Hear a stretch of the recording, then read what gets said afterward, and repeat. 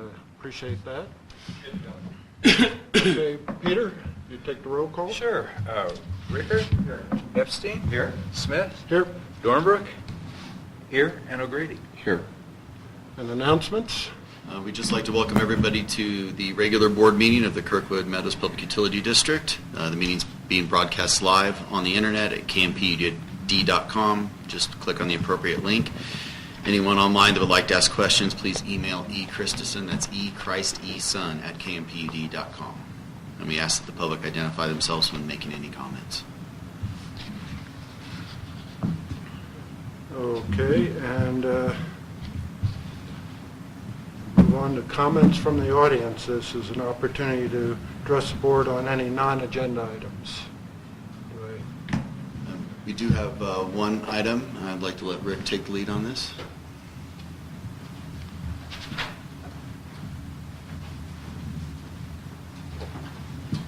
So with the Kirkwood Volunteer Fire Department, we've had numerous members over the years that have contributed countless hours of time and effort toward our fire department. One of those members is Spencer Patterson, who's been with the district. Actually, he's born in California and Amador County resident for his whole life. Started working for this Kirkwood Ski Resort during the 2013-14 winter season. We saw this talent and stole him from the resort, and he's been with us since the winter of 2014-15 as a seasonal snorkel operator and then eventually an employee. He's currently an OIT for our wastewater treatment plant, and all through the time been actively a member of the Kirkwood Volunteer Fire Department. Since that time, he's also put himself through the Lake Tahoe Basin Fire Academy, which is a one-year program with extensive training for firefighting one, as well as some EMT and hazardous materials. So with all this hard work and recently becoming our employee of the quarter, it was my decision and my recommendation to the general manager to advance firefighter Spencer Patterson to captain for the Kirkwood Volunteer Fire Department.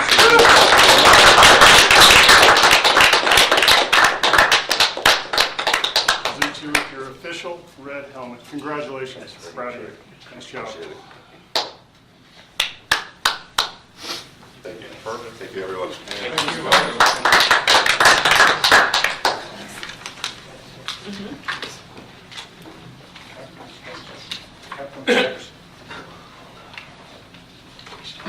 Very good. Moving on to item number 5, corrections to the agenda, consent calendar.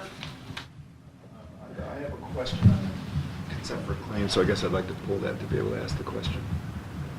The whole item B. Yeah.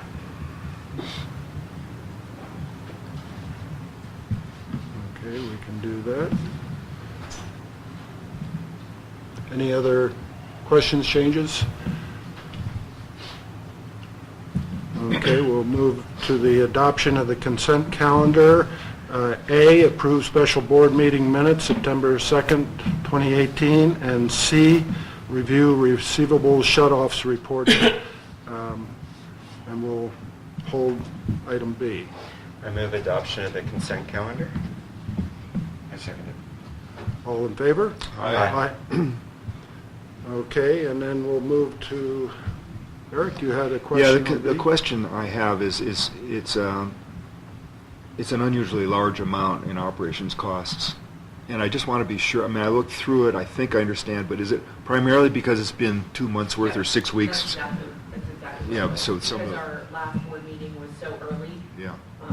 And this one was at a normal time, so it's 2 months basically of receivables. Okay, I just wanted to clarify that. Thank you. So I'd like to move approval of the consent for claims. Now second. Moved and seconded, all in favor? Aye. That's unanimous. Okay, we'll move on to item 8, items for board action. And A is the fiscal year 2017-2018 audit. Kelly.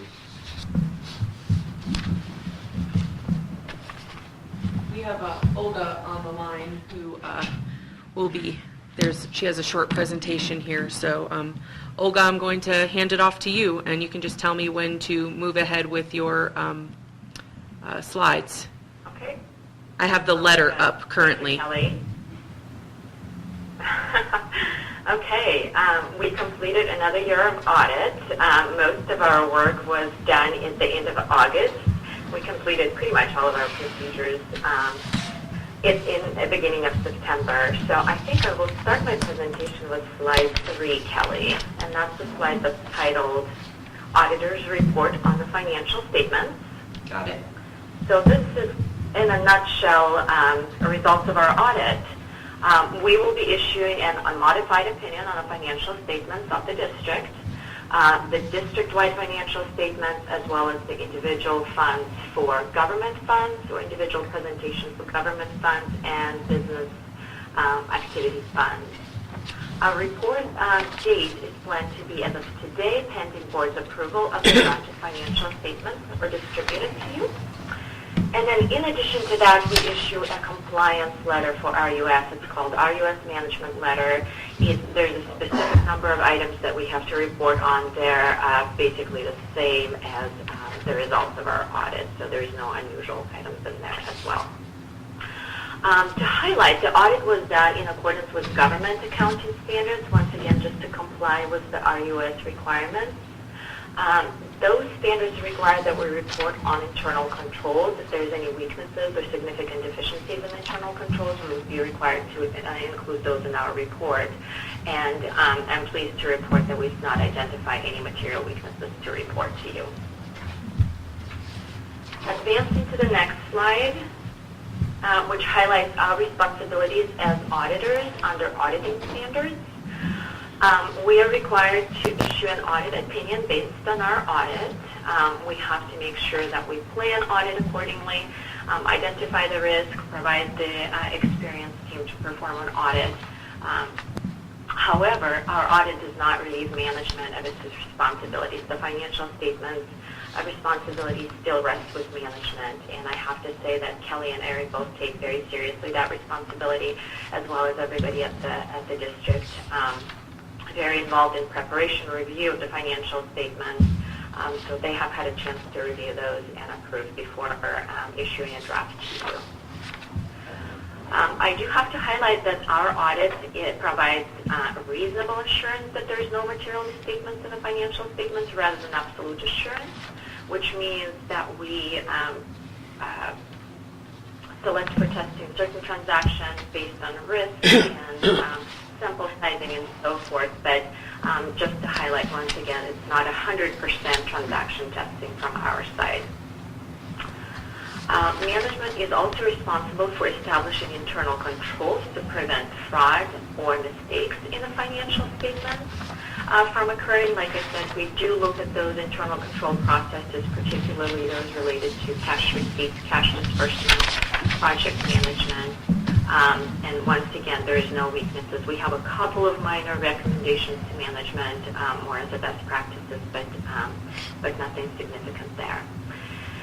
And the last item there is our responsibility to communicate to you as a board, those charged with governance, the results of our audits, any findings, to help you carry out your responsibilities as an oversight of the district oversight entity. So advancing to the next slide, our summary of our required audit communications.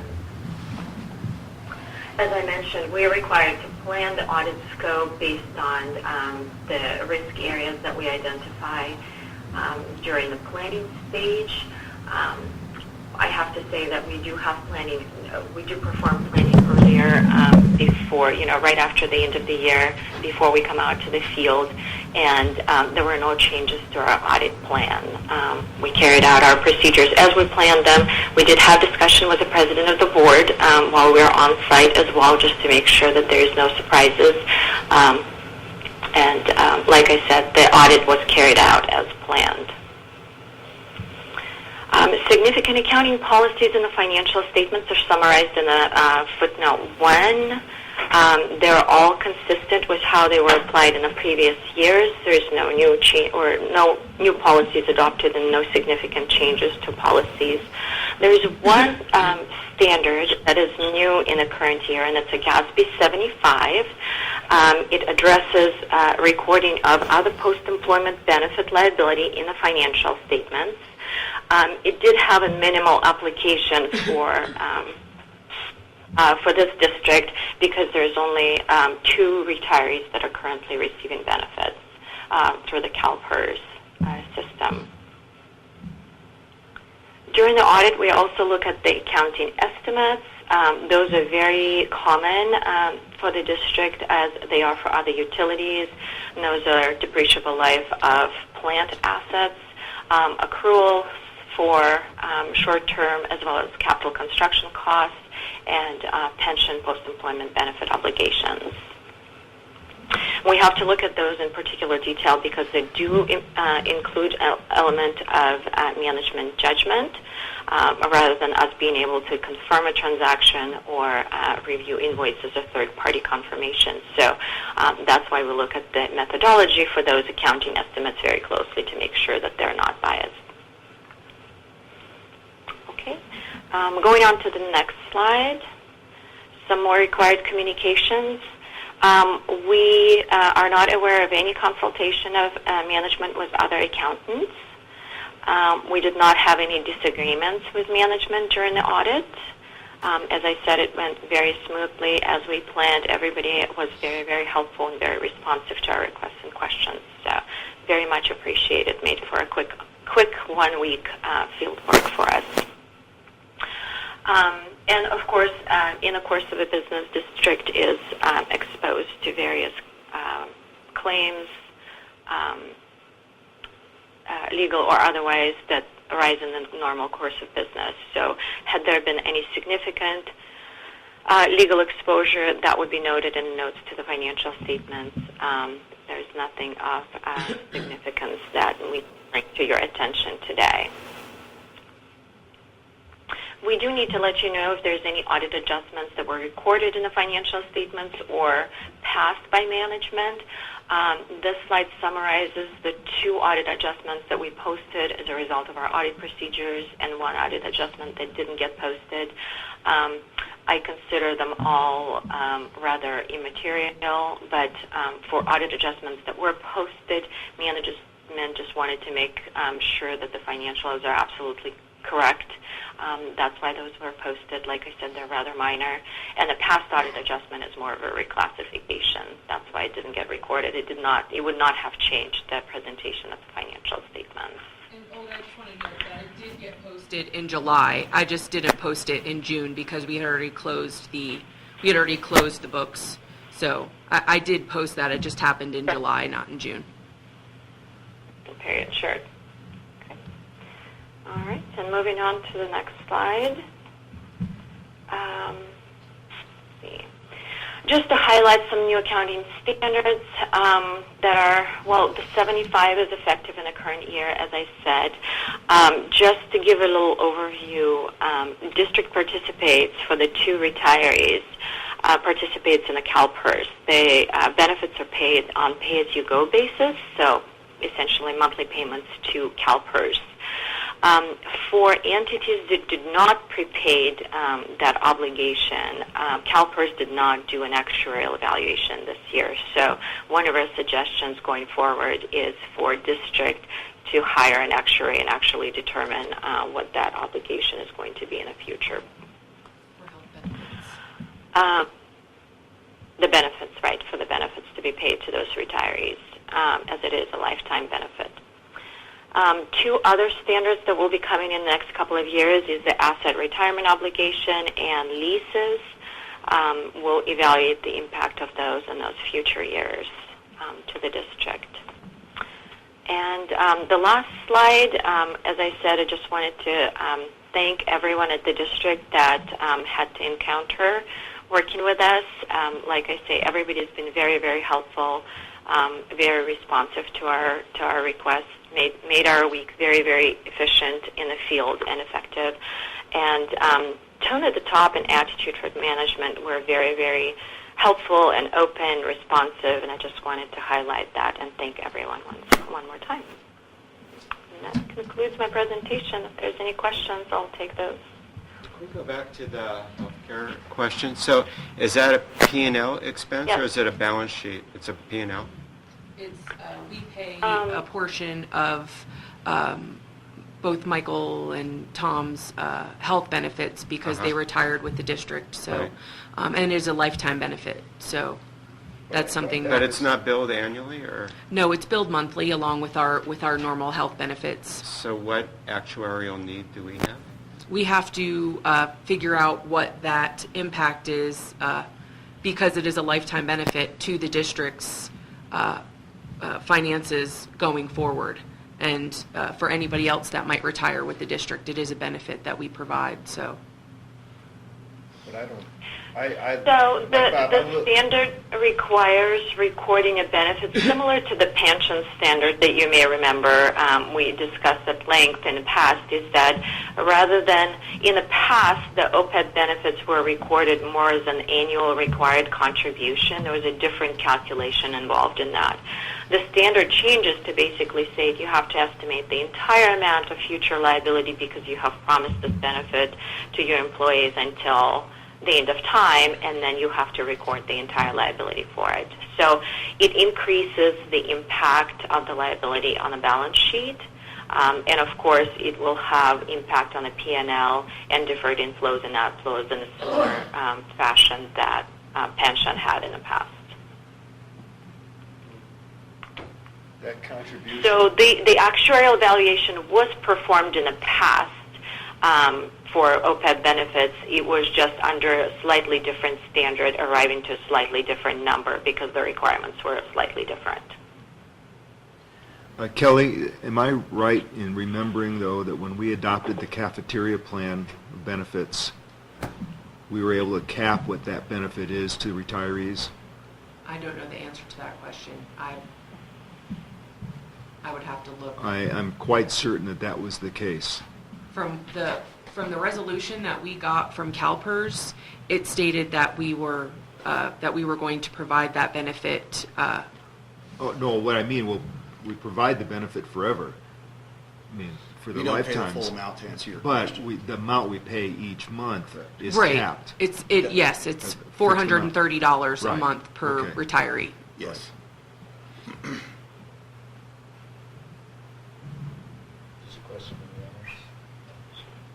Yes, Nancy. So does that benefit survive the employee? In other words, it sounds like it's health benefits. So when those employees were part of the district, they probably had their families on the health. It's just like a regular employee. I die, my wife no longer gets insurance Okay, from the okay, district. just curious. We'd appreciate it if you didn't do that. Any other There's those hay questions? trucks on the highway. Any other questions? I'd just like to comment on how incredibly short I forgot what we call it, but just the management letter and the small number of issues. So I've never seen one that's that short. So congratulations. Nancy? Olga, could you define what significant legal exposure is? Is there a dollar amount, or how is that determined? So legal exposure we evaluate quantitatively and qualitatively, so dependent on there's a dollar amount established, but there's also a requirement. We evaluate whether it's legal or regulatory exposure, environmental exposure, and so forth. So we evaluate it in both, from both standpoints. So I didn't hear the dollar amount. She didn't give a dollar amount. So is there no dollar amount? I'm confused. Olga, you said there was a dollar amount, but you didn't give a dollar amount? I didn't, because the dollar amount we establish is based on our auditor judgment. So it's more or less our internal assessment of what that significant is based on the entire audit. Another auditor would probably most likely come up with a different dollar amount, so it's not an absolute number that everybody should go by.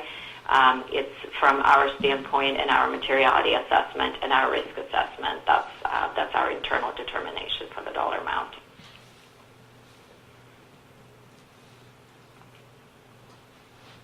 Does that answer your question? Without giving you the dollar amount. No. There must have been a dollar amount for this year. It must change from year to year. It does change every year, yes. Any other questions? So I believe we have a motion to accept the audit. So moved. So moved, second. Second. All in favor? Aye. Very good. Well, good. I thank you very much. All right. Thanks, Thank you Elder. very much. Thank you. And we'll get these financials finalized and over to Eric and Kelly this week. Great. Thank you. Thank you, everyone. Have a good day. You too. Bye-bye. Bye.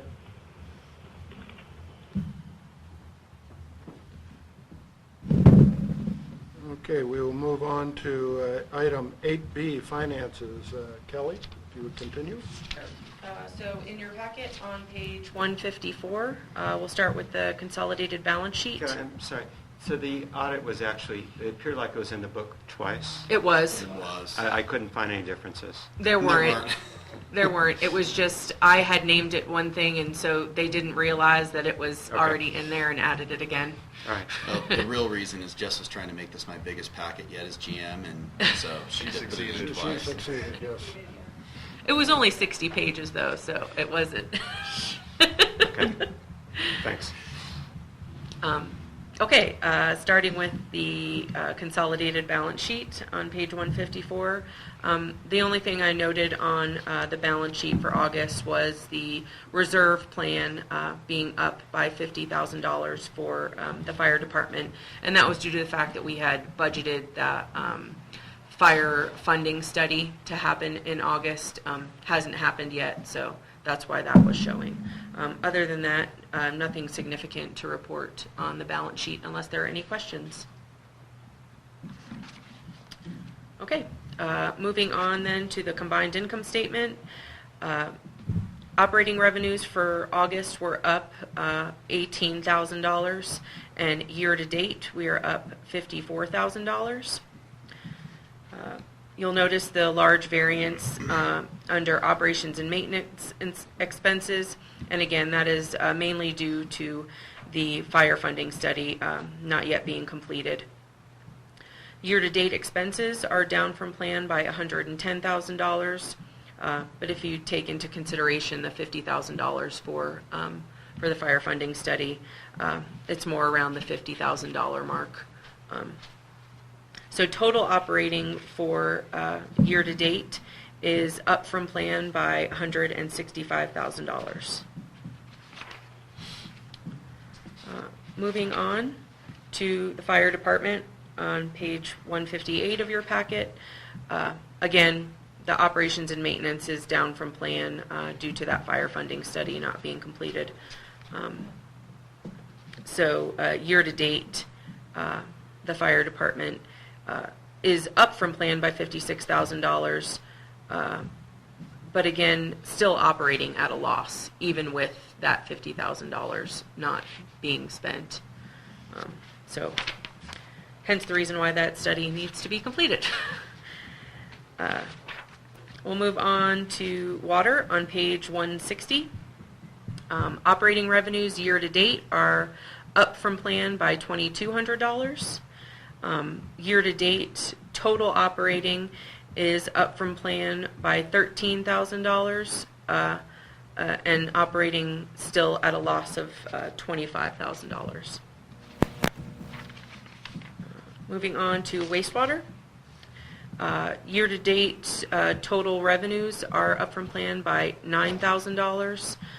You do notice there is a large variance from budget in wages and benefits, and this is, again, due to all of the extra staff time that has been being spent at the wastewater treatment plant, performing maintenance and dealing with issues that have come up as far as the backed up sewer line we had.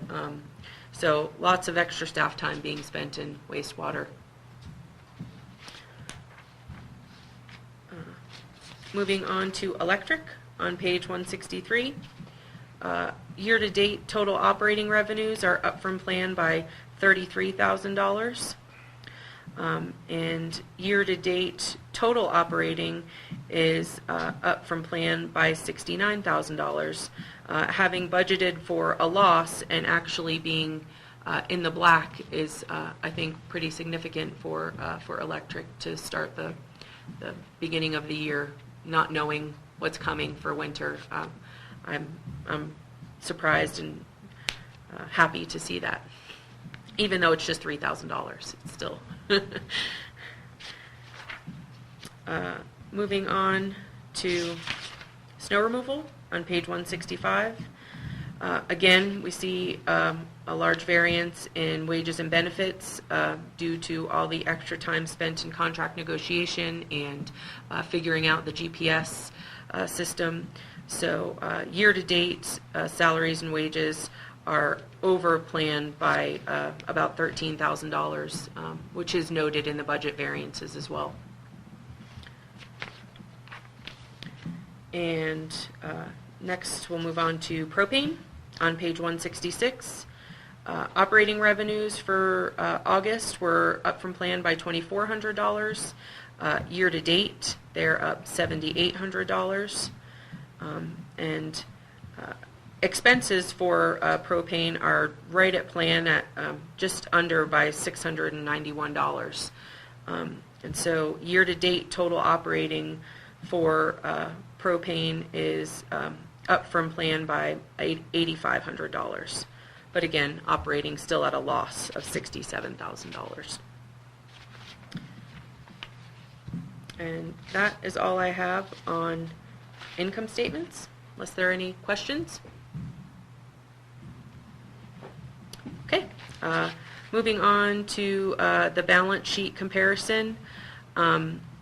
Really the only things to note on the balance sheet, you'll notice operating, we are up from last year by $330,000, and obviously our reserve is up from last year due to us preparing for the payment that we're going to have to make to PG&E here. And income statement comparison, you'll note that operating revenues are up from last year by $10,000, and operating expenses are also up from last year by $24,000. Any questions on comparisons? Moving right along. August EBITDA, you'll note we were better than plan by $81,000, and year-to-date we are up from plan by $172,000.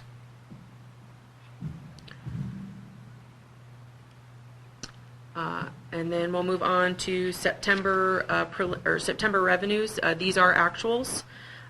So you'll note that operating revenues are down from plan by $5,600 for September, but year-to-date we are still up by $48,000. So,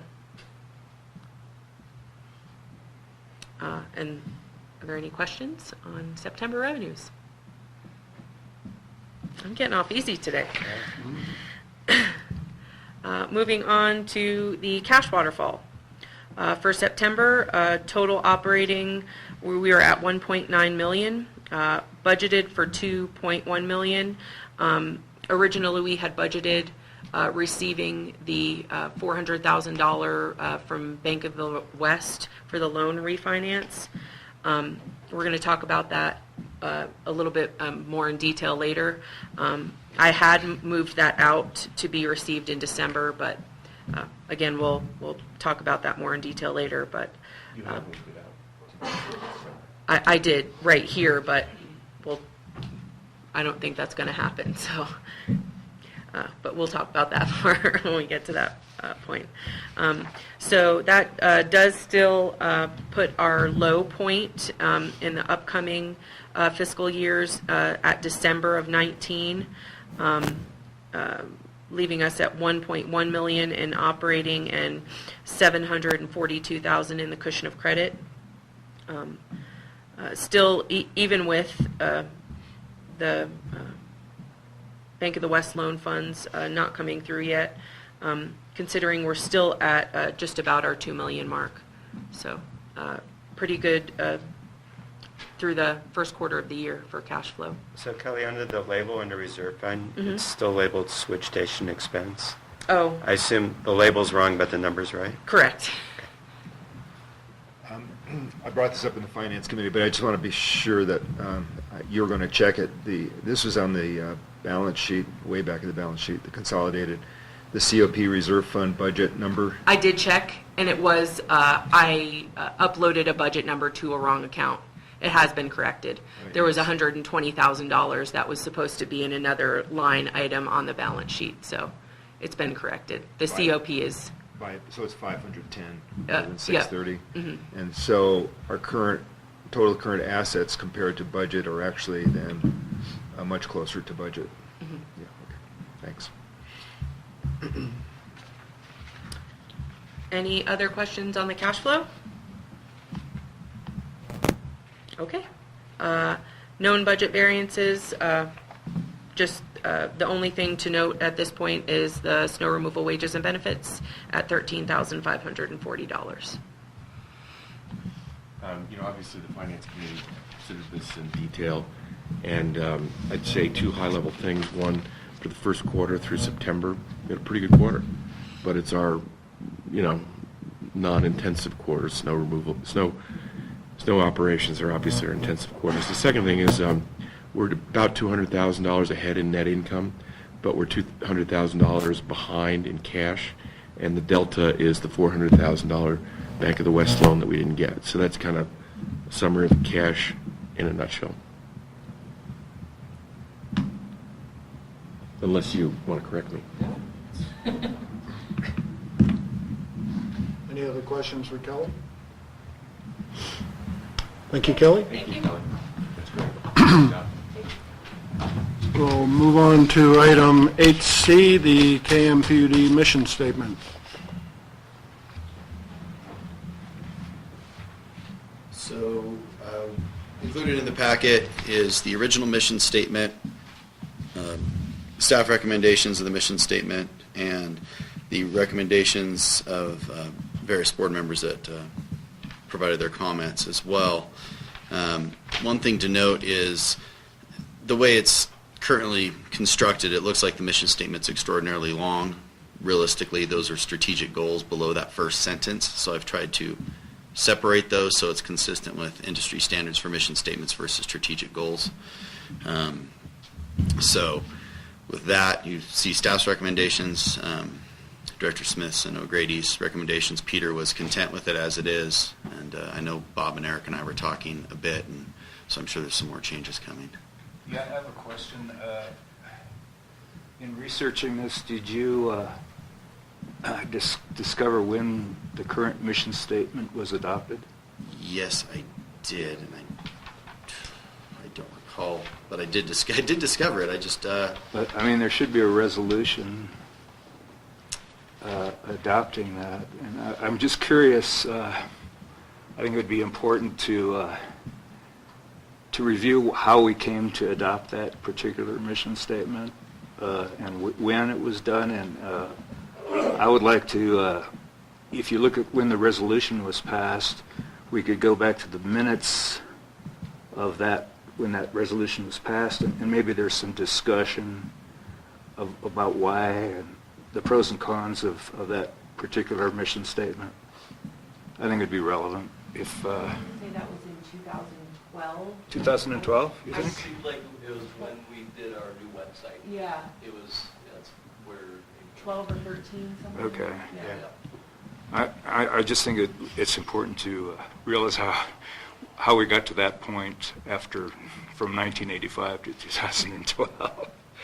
And going forward, I think it would help us decide if we do want to modify the mission statement and give us some background on where to go in modifying that, if we do decide to modify it. I'm the one that requested this be on the agenda. Sure.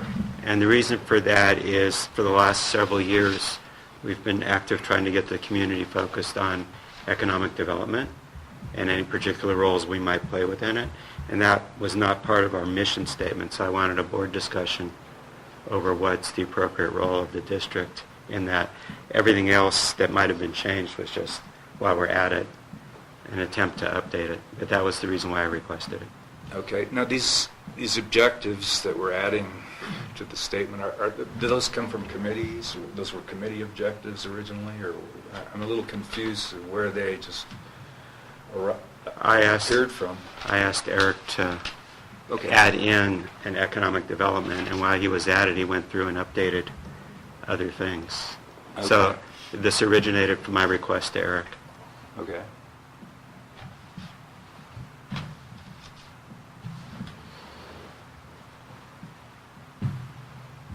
Jeff? As a mission statement for the organization, and in comparing Eric's mission statement with some of the other utilities that he listed and showed their mission statements, I find it unusual that we don't have the scope of services in here at all. And I think that's a fairly significant thing for KMPUD, who offers services not only of a utility sort, but of a public service sort. And I would say that includes snow removal, the recreation, and the fire. So I think that's kind of a missing element here in your mission statement. Well, can I just say that my request would be putting all the other changes aside, a board discussion about our responsibility or not in economic development was my goal to put this on. Okay. So if we just focus on those two sentences, I'm wondering if there's any Well, yeah, I have feedback a lot on of that. issues regarding economic development. Okay, well, let's hear them.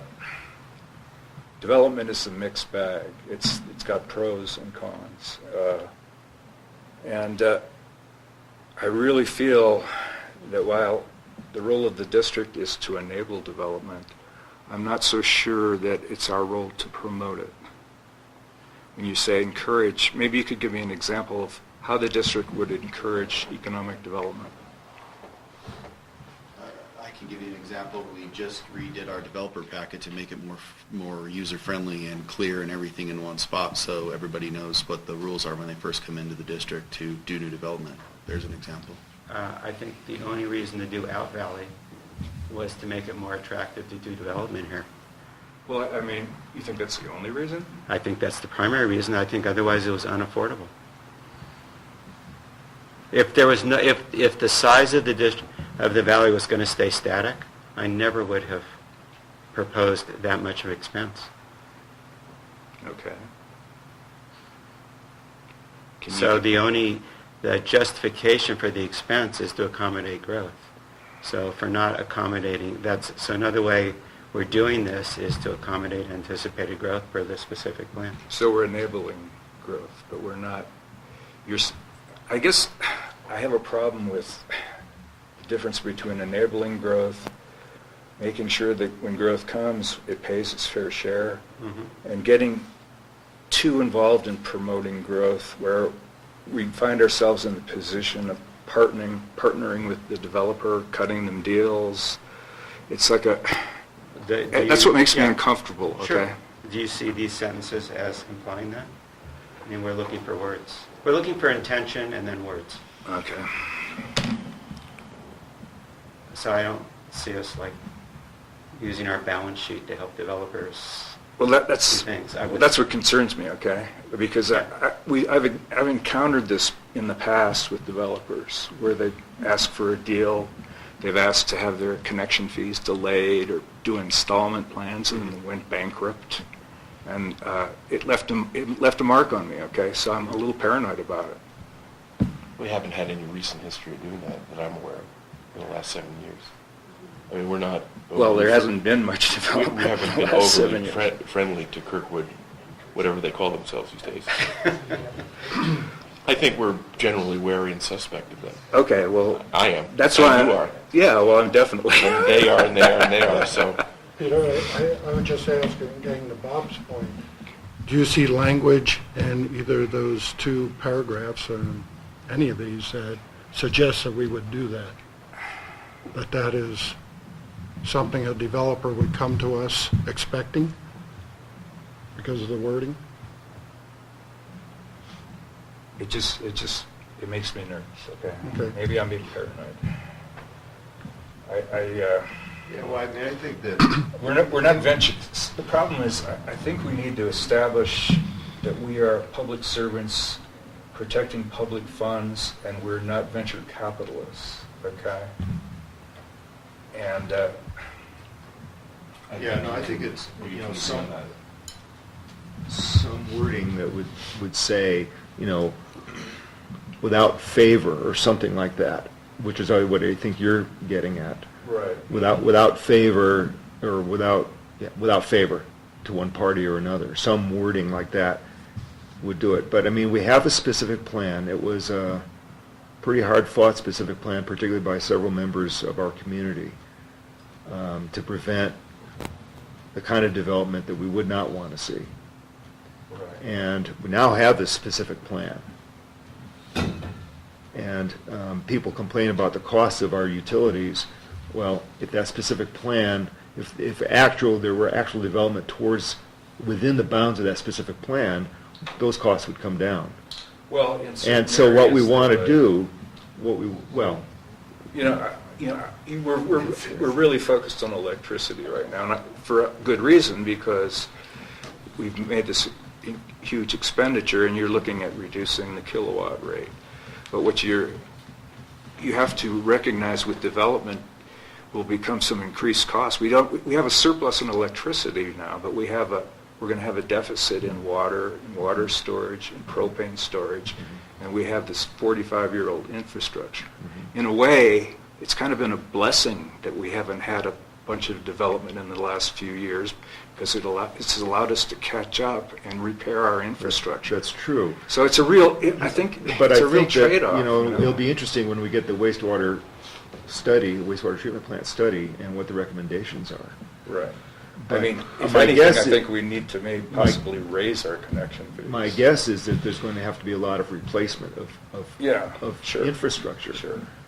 And with that replacement, how are we going to pay for that? I mean, even if there's no development, we're going to have to replace it. So how are we going to pay for replacing it if there isn't some growth Right. to pay through the connection fees? And more people putting money into it monthly through the fixed part of the fee. So how are we going to do that? And then people will complain that we've got to go out and borrow money because guess what? The treatment plant doesn't work anymore. Right. But there's still 650 residents and a resort and others that need to be served. So what has to be replaced is going to have to be replaced. And you just said it, we have 45-year-old infrastructure. Right. So how are we going to do that without the growth within the bounds of the specific plan? And I agree, favor shouldn't be given to anybody. Everything should be equally and fairly distributed. So I'm with you. I'm putting something in here about without favor, for sure. So am I, but I'm also in favor of some growth initiatives, because, this place has kind of looked and operated like this for a long time. Right. We have the world's largest ski company bought the resort 6.5 years ago, and it's done nothing. Right. And we have foundations like that across the valley, and we have, temporary, your words, temporary, that have become permanent, base lodges over there. Sure. So I think if we don't take the lead on some growth, Vail has shown no initiative to do that. And I'd like to see the place become better. in my lifetime. What bothers me is that commercial development up here has historically been a very risky business. Yes. And due to the short building season, the elements, trying to get labor up here, you know how that, I don't have to elaborate on that. It's just Hard. I look at the district as being something that's reliable and something consistent, and development isn't that. It's kind of, I don't know, maybe I'm not expressing myself well, but I really believe that economic development is going to happen on its own, and it might happen sooner than we think. I think it's inevitable. I haven't just seen given any evidence of that. the demographics. Well, I know I'm seeing it, the pickup, a surge in real estate in the west side, and that's usually the first sign of potential development coming. If real estate has really picked up, at least in the west side, and that's an indication of things to come. When you look at what's going on in Lake Tahoe and Gardnerville and places like that, ski resorts are usually the first to suffer in a decline and the last to recover. And I don't know. I just don't want to go out on the edge and trying to procure development. I don't know. I just think we are. think that's... I'd love to see some component of that in our intention. You know, Right. there's what we state, and then the day-to-day or meeting-to-meeting actions that we approve. Right. Well, Well, to your comment, Peter, I think development is not a given up here, especially if the PUD were anti-development, let's say.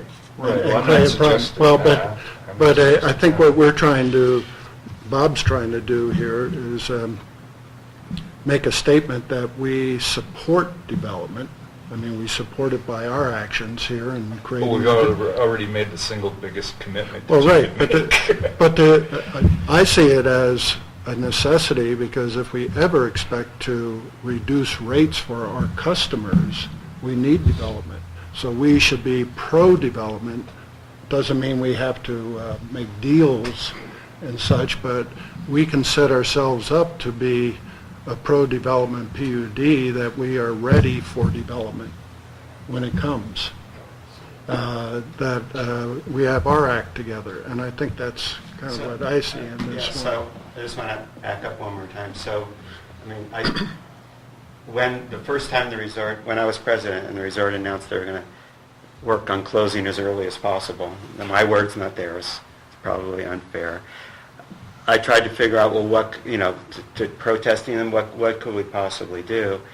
And that was a useless exercise. So instead, I said, well, maybe there's things, and development, it's economic development. It's getting the maximum out of what's already here. It's not just additional infrastructure and steel, things in the ground. So, for example, one of the barriers is people can't tell whether it's open or not, right? Now, there's a communications barrier behind that. Well, we have a communications facility. Should we share it with them so we can get information out faster to people? That would be something that might increase attendance on a day when people couldn't tell what was going on. Is the pass open or not? When will it close? Whatever. Another example is their limitation currently is parking. Okay, well, we could say, our job with parking is just to make sure no environmental laws are broken and, protect the schoolyard, whatever. We could say, well, look, is there a property swap? Is there some change in the structure that would enable more parking to be here? We'd really like to see it paved. Are those discussions appropriate?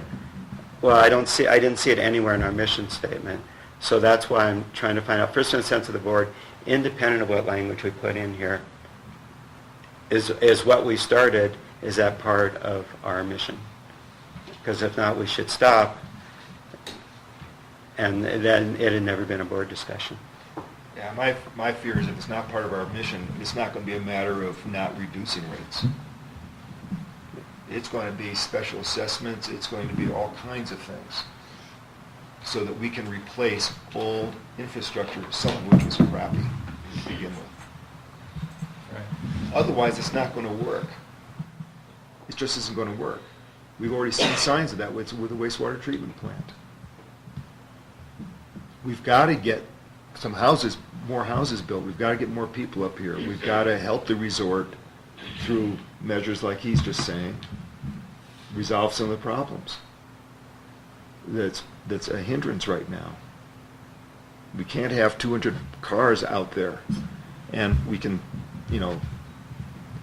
lobby and lobby and lobby for them to build a parking structure, but that's not going to happen. So what do? We just sit and wait and hope? Or do we encourage a property swap, which I think you were the first guy to bring that up? That's encouraging development, because that's going to hopefully provide one small part of the solution. Does that mean that we give them a subsidy? No. So I guess my first question is the sense of the board that we should add some role of economic development into the mission statement, regardless of what the language is? I'm in favor of that. I'm in favor of And that. just one last comment is, I have both the full Vail Pass and the full, I guess it's called Icon now. So my wife and I ski most of those other resorts. And this is a marginal economic operation here. There's just not enough critical mass for them to want to compete or do anything to improve the area. So I think we need to get some more dollars flowing through this valley, which is why I'm a fan of and have attended, I think, all of the economic development meetings that we've had over the last 2 or 3 years. And I'm not for irresponsible building. You know that. So I'm in favor of adding some economic component, economic growth component. I am too. And I've tried to put some language in here and tie it to actually increasing the tax base, the fee-for-service base, because I think should be one of our key objectives, that if we can increase the base, not we, but the community, it lowers the cost for our customers. Okay. And I like Standish's changes that you submitted. I think these should be as simple as possible, and they shouldn't go into tactics. It should just be generic. So, but I do think so. I do think Peter's right that it wouldn't be bad to have as part of that, though, the constraint. Sure. And the constraint being something to the effect of no favor. And we're not going to subsidize. Right. Yeah. Yeah, which I think is your concern. Yeah, that is my concern. That we get in bed with a developer or something like that. We make like some of the basic. Well, their motivation is to make a profit, and I don't have a problem with that. But no, it shouldn't be on the back. The main thing that is going to entice them is some kind of a discount. Sure. I mean, realistically, Yeah. that's what they're going to be looking for. Unless the demand from the Bay Area is such that they see this is a potential place to invest, and I think that's going to happen. Actually, to be honest with you, the demographics seem to indicate that it's going to happen, and maybe sooner than we realize. That'd be nice. I think you have a question from the audience. Let me see if the board. Okay, well, this. Discussion here. Nancy? So, assuming that you go ahead with the economic development statement in there, first of all, I like what Stander said as far as about the rates for district customers. But I think what would be helpful is, and you're really doing it right now, but it'd be helpful to see the list. What is the action plan? Well, we don't know it yet. But yes, you kind of do. You've been saying, what is the action plan? You've been saying, okay, let's communicate better. Well, what does that mean? Well, that'd be 4 examples that we're doing now, but in 5 years, maybe something, other things. We don't know what we don't know what the action plan is. We know some things that we'd like to accomplish. We'd like to help. We'd like to do what we can do, like with the swap, so that Vail can get its 200 additional parking spaces. But I guess what I'm saying, Eric, is, yeah, you're right. So 5 years from now, but you should be revisiting this and updating, really what it is a strategic plan, and out of which comes your mission statement as well as these other items right here. And it shouldn't stay static. Well, I think the order is the mission statement, then some of the strategies in order to accomplish that mission statement, then the annual goals, which are the action plan, which would be, just like you just said, we would actually have some of those goals, and we have a couple of those in there right now. But yeah, I mean, I agree with you, we need the action plan, but I don't think it's in part of the mission statement. I think it's part of the... No, I'm not saying that. Oh, I'm just okay. saying is trying to get your arms around, if you're going with this idea of the economic development, Yeah. what could it be? I mean, I've just heard everybody say different things about it. So where is that captured? What does that look like? I would argue it's captured in the GM's goals and objectives annually. Since we don't do a strategic plan, that's the closest thing this district has to a strategic plan, are my goals. So what is in there now regarding economic development? I think there is, right? There is components in there. Mm-hmm. So Give me an example of that. It was before the board 3 times. Everybody's very good at general statements. Give me a raw, one perfect example of what you just said. I think one of the ones was to work on the school site swap to facilitate more parking. I think that was one of the ones we were working on with. That's been going on for 10 years. So go ahead. I've only been here a year, Frank, so I'm doing my best. Just give me a second. Just give me a second. I have a very complex Just file while Eric's system. looking at it, the way I responded to your email is, it shows I deleted the mission statement. I was fine with the mission statement because it was one sentence, and Eric and my discussion was, gee, all these other places have a 1 or 2 sentence mission statement. We have it plus all the goals. So all I really said was, hey, I'm fine with the mission statement. I didn't realize there was this economic growth component to the exercise, and all I tried to do was simplify the second level, the strategic goals. And I hope you were able to put them on one page, which maybe you can do. So we've got about 3 or 4 different drafts here. It's page 10 of the sub. Okay, so in the planning committee, are we in 17, 18, or 18, 19? I can't remember. 18. Sorry, just think I was wrong here. Continue. I'll find my copy of the GM objectives here, so we can give specific examples. So, Bob, did you envision this support for the regional economic development as one of our strategic goals in the mission statement, and just adding that to the strategic goals? Because I think it could be. I mean, Yeah. That's. I was less concerned about how we word it, and more knowing the intention of the board. So I'm satisfied that we had a discussion on it and we got people's Well, then we could, general maybe inclination. everybody could win. I mean, if we kept it as it is, which I frankly thought was fine, as I just said, then Peter's concerns are probably satisfied. We're not adding an economic growth component to the mission statement. We just have it as a strategic goal. If we don't have that as a goal, I don't know what we're doing. More to say. Well, either way, I would recommend that if we do modify this, that we do it through a resolution through that process, and that we don't attempt to do it today. We keep this as a standing item, and because there isn't a sense of urgency like some of the other issues that we have to deal with today. And that when the final choice is made, it's everybody's happy with it and it's well thought out and well planned. That's what I would recommend, and that we keep this as a standing item on the agenda for several meetings. But that's just me. I really think that if you do this, you need to pass a resolution, and we can't do that today legally. You don't need a resolution relative to your strategic goals. You could do that. That's optional. But I mean the mission statement.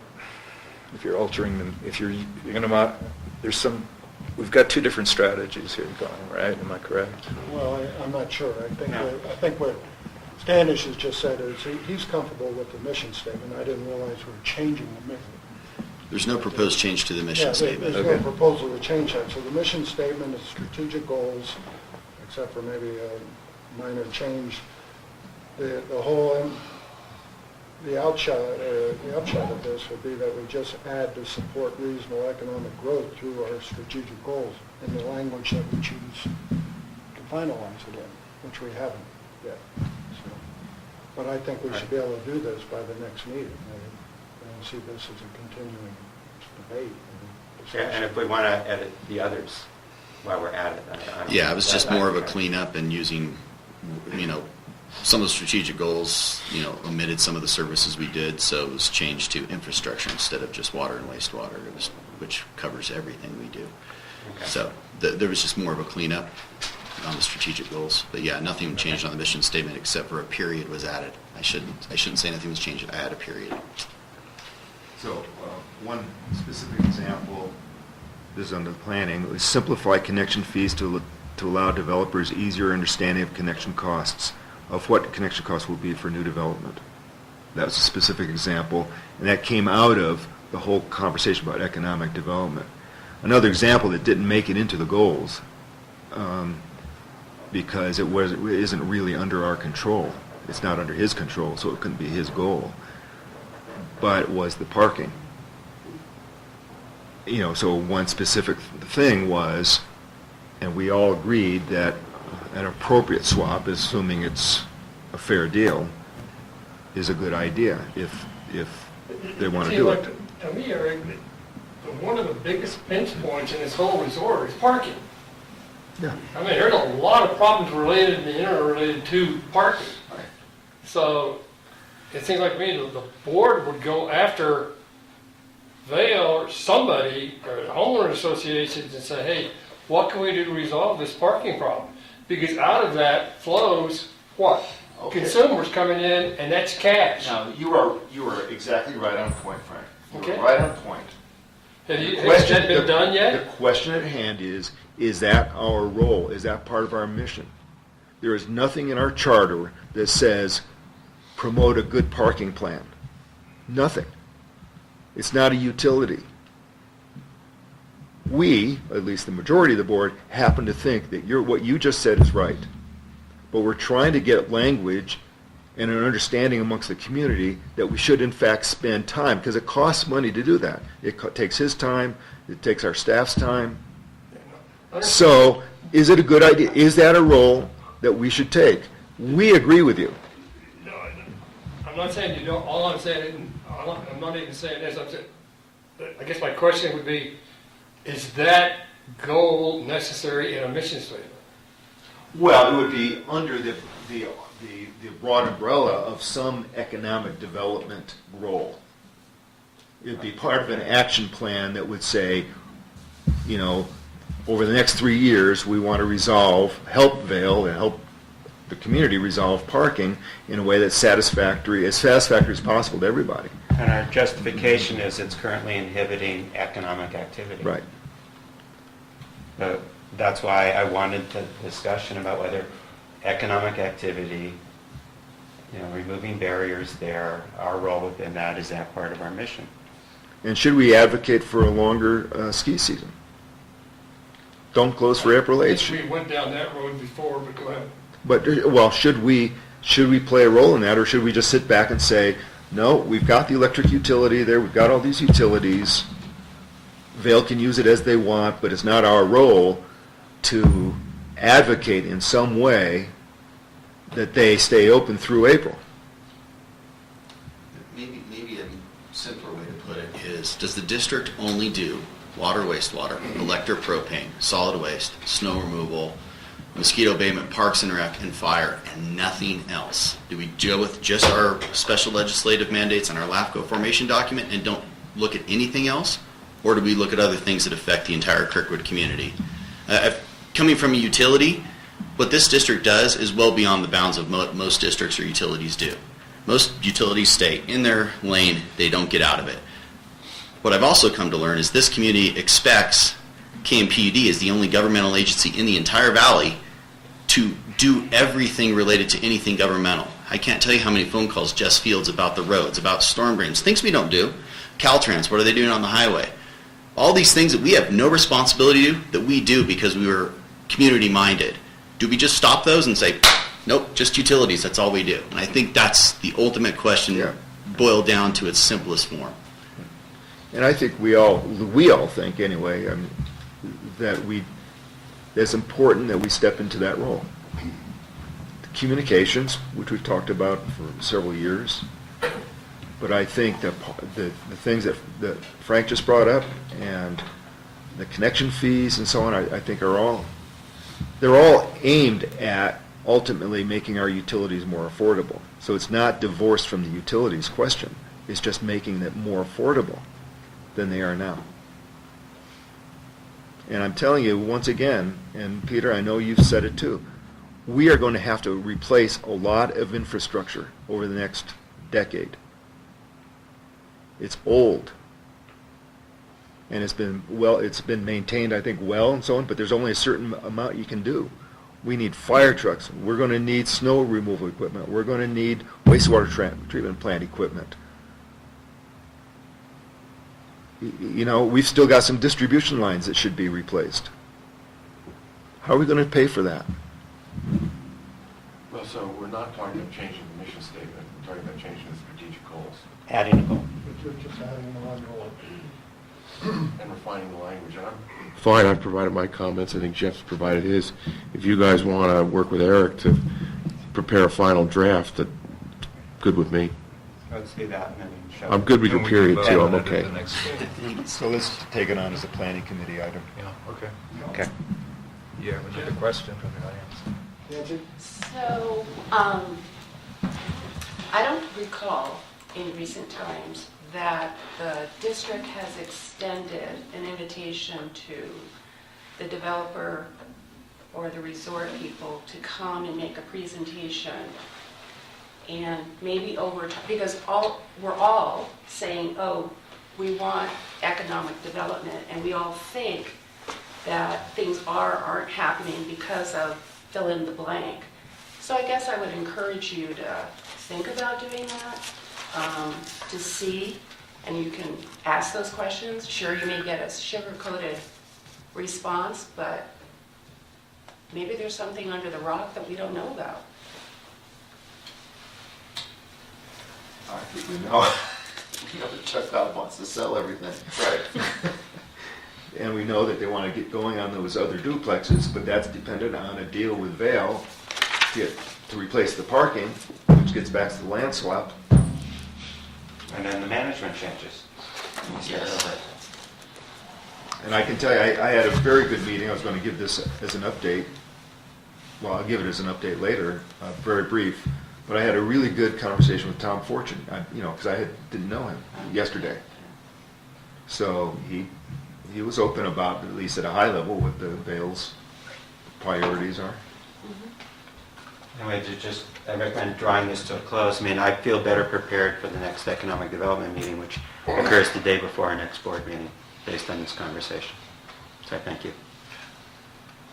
And the next planning will be the Wednesday before that, so Good. something will come out of it. But my 2 cents is Nancy's suggestion might make sense for us to consider with respect to the resort operator. I mean, in the past, before you were here, Eric, we would have a periodic update from the resort on what they were planning. I think that's something that maybe you should consider, Eric and Jeff, and I'd be supportive of that, not at every meeting, but periodically. It could be a sugar-coated report, as Nancy said, but it's also a little bit of a reporting mechanism for them to the rest of the community, which I think would be a good idea. I'm a little more skeptical on asking for a report from the developer. I know the developer very well. I saw him this summer. I know his intentions. He's very old, and he wants out.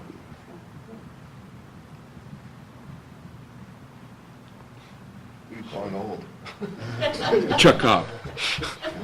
Yeah, I know.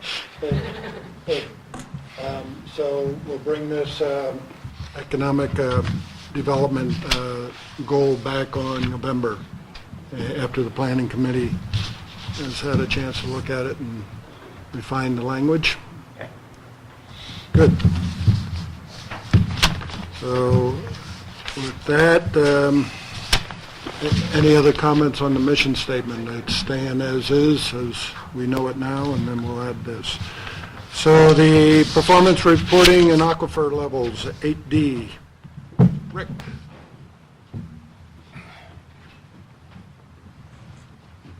So, with Brandy's absence, Yeah, I can. oh, thank you.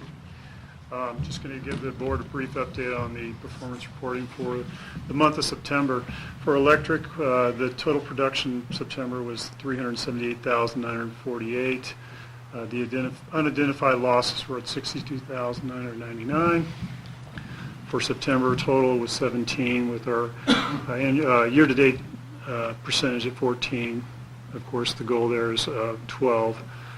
And these are in the board's packet. It's on page 177 and 178.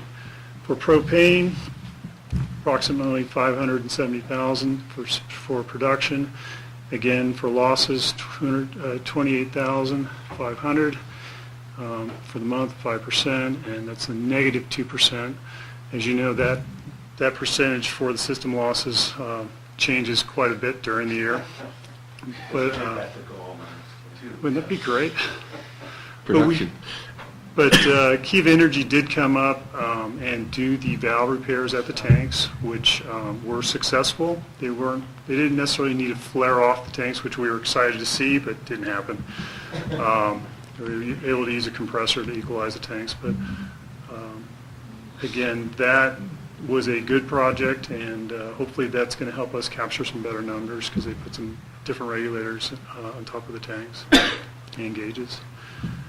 For water, 900,000 gallons produced, 156,672 were unidentified losses.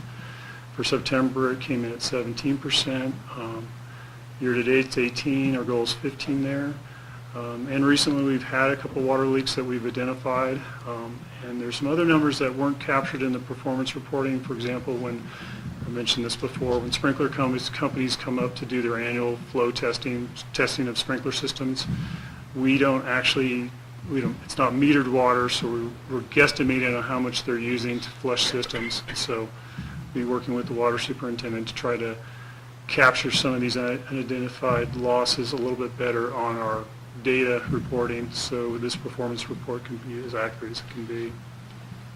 And then finally, wastewater, our star shining department, 635,000 production, and then losses around 71 or 72,000. For September, it's actually only 11%. Year-to-date, 7%. And this is, again, if you think about the time of year, the first quarter, pretty dry. There's not a lot of customers up here. So overall, we're looking great.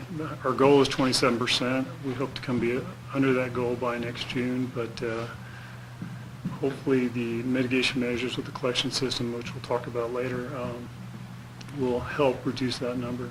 And just to clarify, we don't produce We wastewater. We treat treat. that Thank you. wastewater. I said There's that. only 19 of us here. Rick, backing up to page 177, which is the electric generation. Sure. There's a number in November for powerhouse production. I assume that's a spreadsheet error, or is that a prediction of something? That's a spreadsheet error, but, well, I'm going to take that back.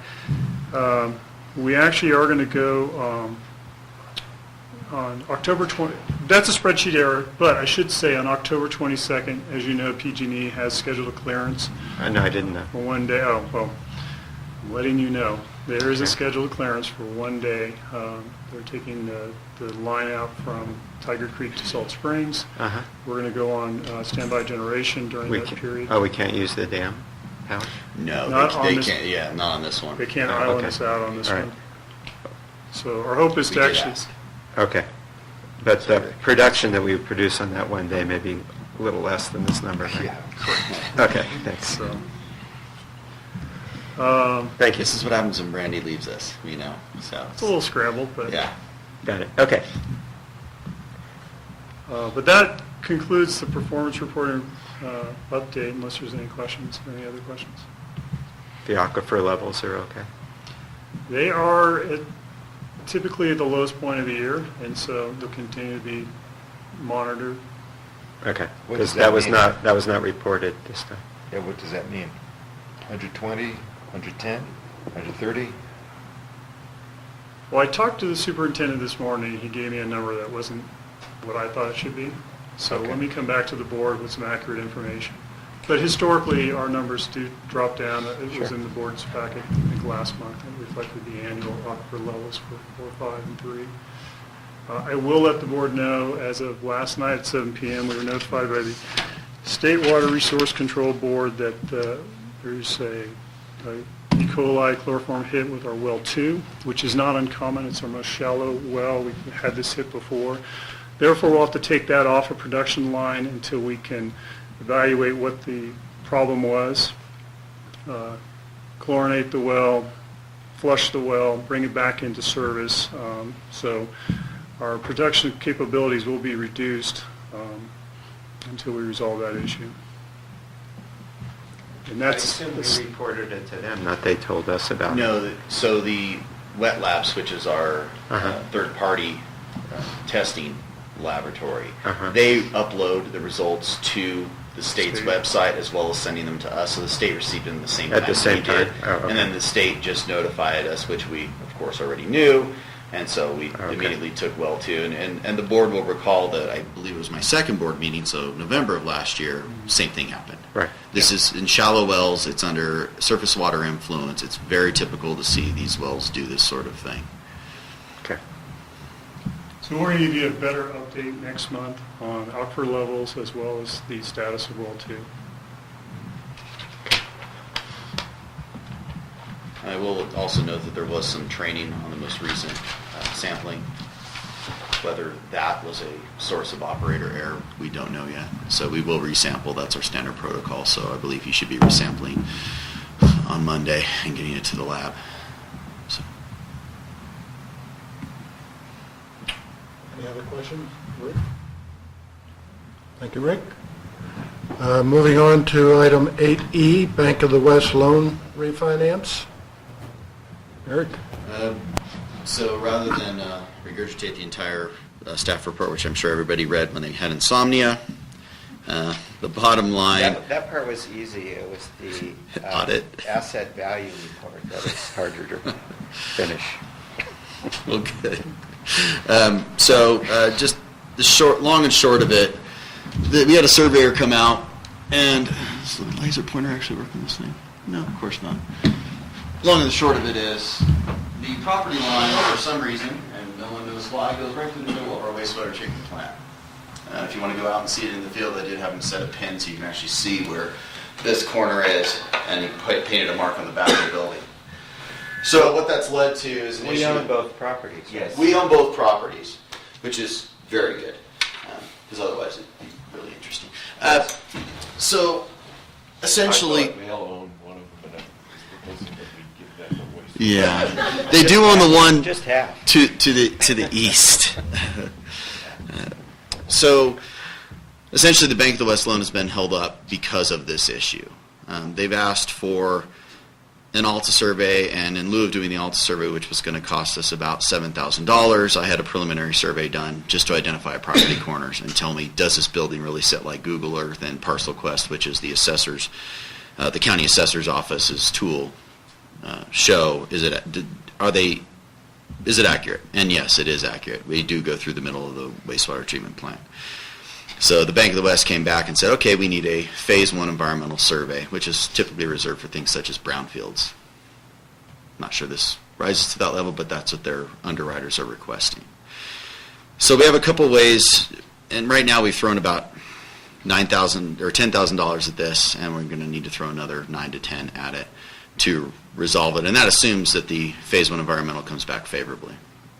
One of the suggestions that came out of the Finance Committee, which is basically my current recommendation, is that we pursue a boundary line adjustment to fix this issue at a net zero, which was Standish's suggestion, which again I also agree with wholeheartedly. Basically adjust those boundary lines to fully encapsulate the wastewater parcel on its own parcel, And obviously, the other parcel would do a wraparound, but again, we own them both. There's no detriment to the district. The problem is we have to get the survey done, then we go to the recorder's office. I need to confirm with Zach, but I believe it will be a TriTac issue since it falls under the specific plan, even though it's just a boundary line adjustment. Through TriTac, through the planning commissions, through the county. And this only affects Alpine County, so we're only dealing with Alpine, TriTac, and Alpine twice, is my anticipation. Talking with Zach, it should be a routine action, and he doesn't anticipate any issues relative to it. Then at that point, once the boundary line survey is done, we go back to Bank of the West and say, here's the new parcel lines the treatment plant doesn't sit out. Of course, we have to have the Bank of the West buy-in because they have to subrogate on any boundary line adjustment, hence the net zero acreage change. And we think that they'll buy off on that. I've reached out to Jim Neal to ask him about that. I have yet to receive a phone call back since Wednesday when we met. But I'll be pursuing that. So that is staff's recommendation. We're going to have to do this eventually. Right. I was kind of waiting and hoping we could do it with the the school site swap and get the survey all done at once. But the impetus is on us to resolve this such that we can look at the financing. The alternative being if we think we can float this out of operational cash, which I think we can, below our $1 million threshold in December, then we don't need to pursue. We still need to pursue this, but the impetus is not so great. So it's really it's a policy decision of what's in the best interest of the district. Do we want to get the $400,000 to increase our cash position? We want to float it out of cash. Do we want to do the boundary line now or later? And that's what I'm looking for direction. So, why don't we just merge the two properties together? Well, one, they would definitely be requiring the Phase 1 environmental because the wastewater treatment plant sits on the same parcel as this building, Lava Rock, and the maintenance shop, which is the whole. They don't want the wastewater plant on the parcel that they're overriding. Okay. Without a Phase 1 environmental. Okay. And I think you need to point out that their original leach fields were on that property. Not the finger, but on that parcel to the left. That's where the original leach fields were. So from a lender's point of view, that's a liability, a potential environmental, even though they've been abandoned for years. But we're at the mercy of the lender, right. Basically. They don't want any liability. What are the little things to the right of the building? That's the original wastewater treatment plant. That's the old A-frame. That would also need to be encapsulated. That's the A-frame. That was the original building. Yeah, so that would have to be encapsulated as well. So you would draw a new boundary that just encompasses... All wastewater treatment plant would be encompassed in that, yes. Okay. And you're keeping in mind any future expansion potentially? We own both parcels, so it's a moot point in terms of expansion. But when you realign it, you want to make sure that you allow room for potentially, if we expand the wastewater. Oh, I see what you're saying. You know what I'm saying? I'm not going to do it. I'm not going to do a very tight boundary. Yeah. And looking at the feasibility study, the only thing is storage is the only thing that comes into play on that. Right. And we'll definitely be sure to account for that because that's exterior of the building, the storage equalization basins. Did you ever approach EID to see if they had any records? No, we didn't, but the surveyor did. Oh, and okay. he ran to ground everything and he couldn't find it. And he did this, he can't do the recorded map for us because he is the actual contract surveyor for Alpine County. So he had access to files that most people don't. Okay. And even he couldn't run it to ground, which he was surprised by. So then he said, but it's Kirkwood. So the mortgage is on this building, right? The mortgage is on this parcel, which includes vehicle maintenance, CSB, and Lava Rock. The original appraisal only appraised the Lava Rock building, but the parcel is underlying it. Okay, and so part of the other direction, so the Finance Committee had, I think, a different initial recommendation from Eric, and we sort of said, hey, pursue the boundary line adjustment sooner rather than later. It's unreasonable to ask a lender to underwrite this thing if they have this knowledge. I think is an accurate assessment of where we came out.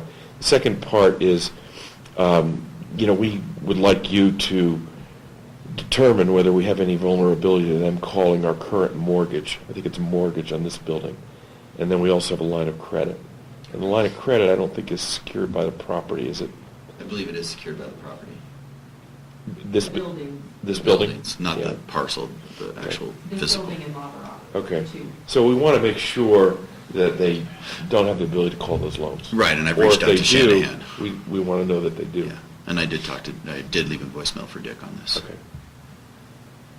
So what we're saying, at least at the Finance Committee level, is that $400,000 that we're counting on for the Bank of the West loan is unrealistic in the short term. It's shown in the December cash flow, but, you're not going to get through a bank loan committee with that situation.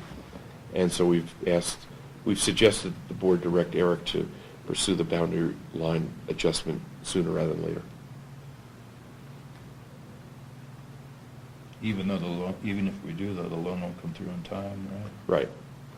It won't come through near term, but we might as well get after it over the next year, because our Right. cash low point is projected to be December of 2019. Okay. It probably would come before then. Right. Yeah. Okay. Not 18, 19. 19. Okay. For 18, then I would say, 18's not so good, but it's, it is what it is. yeah. So Eric, I'm very visual, so could you point to the line that's going to, I'm assuming it's swinging to the right? Yeah, I mean, obviously, to get to a net zero is going to be, it's going to be based on not changing acreage, but I imagine the parcel is going to do something like this. Okay. Oh, okay. And I'm probably a little bit further out because I have storage tanks here I need to accommodate. Okay. But something to that effect. Okay. So then this parcel will do a wraparound. I see. Okay, thank you. The other thing at least I mentioned at the Finance Committee meeting, this is another source of cash, should we need it, before this came through, or if this doesn't come through at all, is just wondering, the CFC for... Yeah, Since we have a we'd have to relationship- apply for a new loan. We have to apply for a new loan, but it is, we have a relationship with them at this Yeah, we're point, and members of- We're members, That CFC, so. and they approved a 3.761. $3+ million loan for up to 12 months. I assume they would approve a $400,000 loan for... But For a period of the time. first one's secured against the fact that it's going to get refinanced by a known entity. This other loan would have an unknown refinance, or an at-risk one. Until we do the boundary line adjustment. Nancy?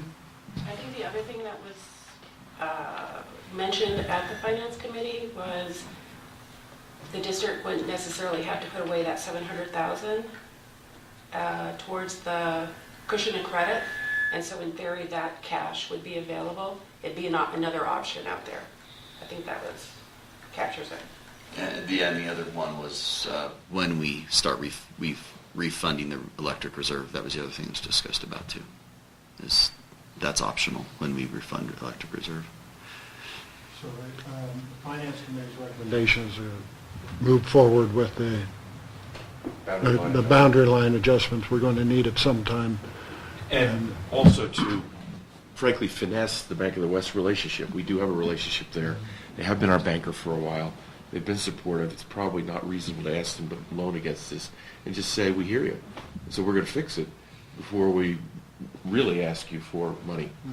And to try to keep in place, and there's no reason that I know that we should not be able to keep in place both our existing mortgage.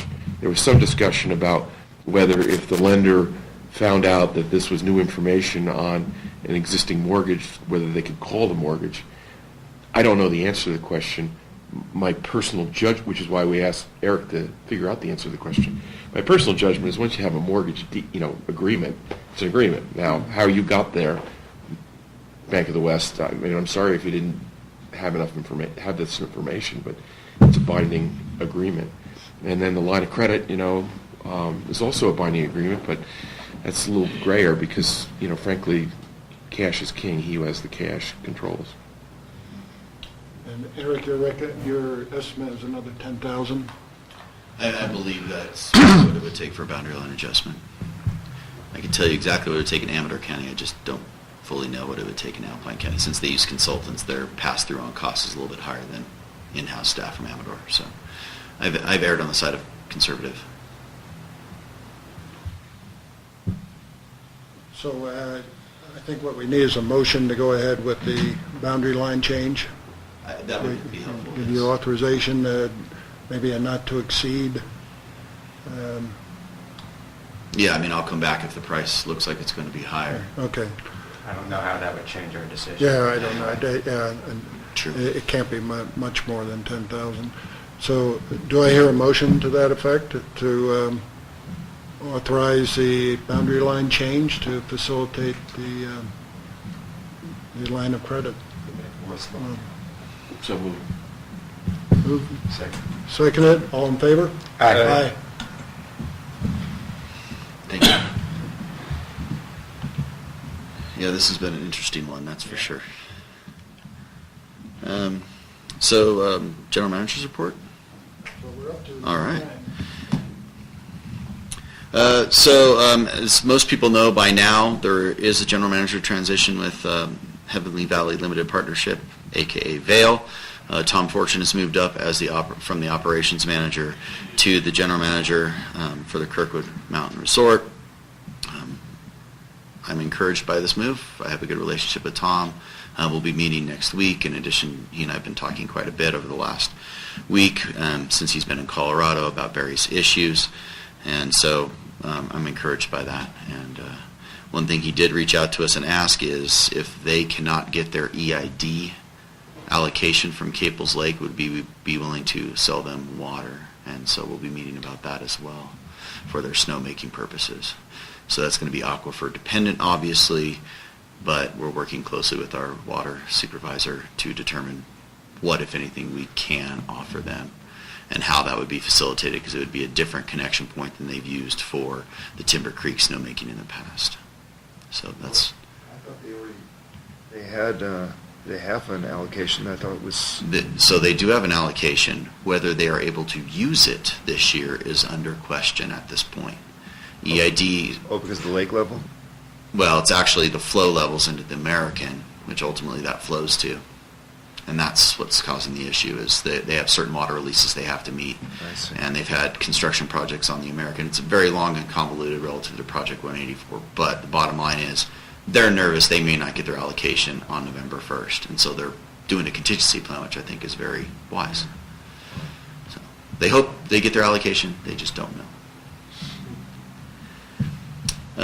So a couple things happened with, just to bring you up to speed on wastewater. I know we talked about this at operations, but we did have Amador Water Agency did come out as a courtesy to us to demonstrate their smoke testing equipment.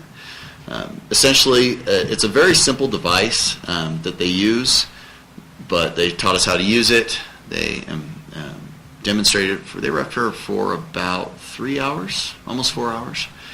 And essentially what we do, we plug two ends of a sewer collection line and force smoke into the line, and if smoke comes out in the middle of the meadow, then we know we have a leak or a crack or a separation of a joint. Pleased to say the line that I was most worried about, which is the one we tested, did not appear to have any leaks relative to the smoke testing. So that was surprisingly encouraging for me, because I really thought there were some issues with that line. So, because that's the main cat track that Vail takes to Groom, the cross country, and it goes right across our sewer main, which is not terribly deep. So I was really concerned, and I was glad to see nothing came out where I thought it would come out. So that was good. So a big thank you to Amador Water Agency for doing that at no cost to us. To reciprocate with them, we demonstrated what we're doing in some of our manholes and our bypass stuff, and showed off our new toys to them. And essentially what this is, so this is, they're looking into a manhole, and this is a sewer bypass.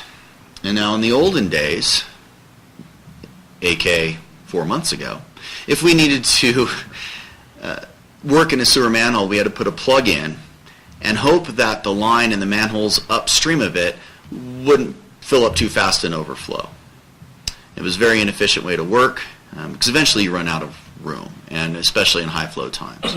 And so what this does, it puts a plug in both sides of the manhole, but has a bypass in there. So essentially, the sewer is being, the untreated influent is just bypassing in this hose from end to end, and there's nothing going through the channel in the manhole. So it allows our operators to get in the manhole and work in a dry environment, essentially.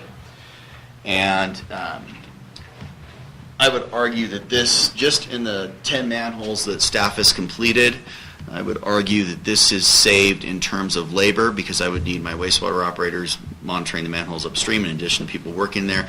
I'd argue this is saving about $4,000 in labor costs. And the capital investment was about $6,900, and which pays for itself. The ROI is amazing. And staff is very pleased with this device. They've become experts on it, and Amateur Water Agency will be buying one as well. So, good device. Someone had already engineered the solution to the problem we were trying to solve, so it was nice to see that someone had done that. And despite the fact those look like palm leaves, those are actually just... That's actual. It's a hose. It's about a 6-inch. It's the things that are... There's ropes coming out. So Right. This is the plug, this is inflation. This is the inflator. So this is the line that we use the compressor to inflate the plug to fill the gap. Uh-huh. And then it has a rope around it that you pull it out. Same with this. This is the same thing. And then this is the new bypass. So this manhole has 1, 2, 3 inlets, or 2 inlets, 1 outlet, I should say, but 3 penetrations. This bypass device, you can't quite see, but there's a T here, and another hose comes out like this and plugs that, so we can actually, I think this was Kirkwood Meadows, or this is the Meadows? I think this is the Meadows. So this is the Meadows line that comes in, and what we would have done in the past, there's no manhole upstream, we just would have blocked it and hope it didn't back up into the Meadows. So, and then a rope on this one as well. So there's 3 plugs that are inflated to facilitate that. So, yeah, it kind of looks weird down there. Yeah, it looks 2-dimensional, not 3, which makes it hard to figure out. It's better on my computer. Okay. And while it's plugged, what do you do in the manhole? So that's actually the next slide. Thank you. I'm glad we planned this out. So what you can see here is all the manhole has been coated with epoxy mortar compound that is corrosion resistant and made for this application specifically. And they put it on between 3/4 to 1.5 inches thick is what they've been doing. They've found that's done. They also have a 2-part epoxy gun for the bigger leaks. They can plug up to a 50 GPM leak with this epoxy. It sets up in 15 seconds, I believe. And so they're able to get the real big leaks, the real big gaps, and then they put the coating on as a secondary containment. It also seals all the joints of the individual manhole components. And then the second part of this project we've been working on, you can see we have a new frame. This is a pressure tight frame, and the lid's obviously not in the picture, but pressure tight frame lid that can take up to 18 psi, resist 18 psi in and 18 psi out. So this, hopefully, in conjunction with the subterranean work in the manhole and the new Sika Flex epoxy to seal it to it, and then ultimately there will be a concrete ring around this at the same elevation as the finished product, will prevent water from coming in on top, and also will prevent wastewater from coming out up to 18 psi, which we should never see. So it just move it around. So this is the project that we've been talking about, and it's been 10 manholes done based on the weather coming in. The wet we had in the meadow, we pulled out of the meadow temporarily.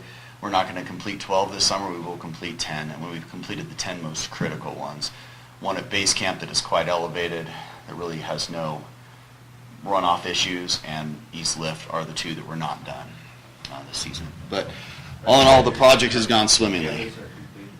They are complete except for the concrete ring. If you walk in the meadow, what you'll see is a cardboard sonotube around them, and there might be some rebar laid out in some of them as well. Plan is to pour Wednesday, I believe, still Tuesday. So they're going to be pouring those. So if you walk in the meadow and you see the sonotube, you get an idea of the footprint is not any more than it was. We'll actually grade the earth around it, and then we have the seed in place for any places we need to reseed as a result of the project. So it's gone well. Staff has gotten very good at doing these, and it's what we're going to be doing to the rest of the collection system throughout the valley. We're just hitting the worst right now, and next year we'll finish the meadow out and probably move on to some in KMA that are also problematic. What's the status of the wastewater treatment plant plan? Feasibility study was submitted last week. We provided comments, and yesterday we received the second draft addressing our comments. Any questions? All right, it's Rick's turn.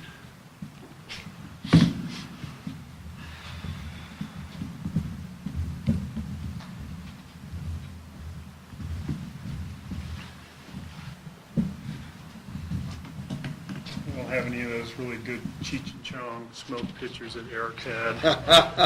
But if I did, I'd be ready because I'm going to talk about SCBA's. So I'm pleased to announce that the Kirkwood Volunteer Fire Department received a almost $75,000 grant for the purchase of 10 SCBA air packs, or self-contained breathing apparatuses. To our surprise, I didn't think we'd ever get this grant, and I'm really happy to get it. Of course, the district's portion of the grant is only 5%, so we'll be looking at about $3,700 worth of cost to the district for this huge grant. I've been working with FEMA, Region 9. They just had some personnel changes about how to formally accept this grant and to figure out how the funds are awarded and transferred to our accounts. I've got a conference call with the grant coordinator on October 18th to discuss next steps. But I see no problems with the process. Again, the grant's been approved. So the next step is to, one, inform the community, and through the last committee meeting, we discussed how to do that, and I think via newsletters, and Nancy Trevette actually had a comment about how do you reach out to those people that have been donating for the last 2 years for these air packs that don't necessarily receive the community newsletter, that we should reach out to the vendors privately or secondarily, and we will. It's a great idea.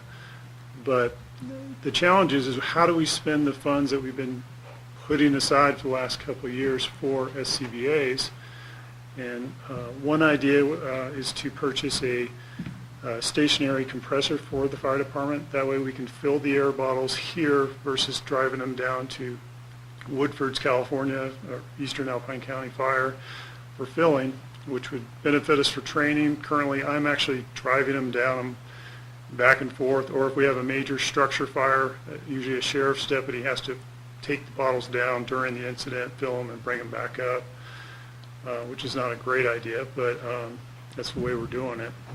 So that's one idea. Another idea is to purchase or put the funds aside for future fire department vehicles or something else. So I'm open to all suggestions and ideas on how we use the community's funds to better the fire department for safety reasons as well as for the community, which has been successful in the past, as you know, with the purchase of the chipper, so, in our tipping program.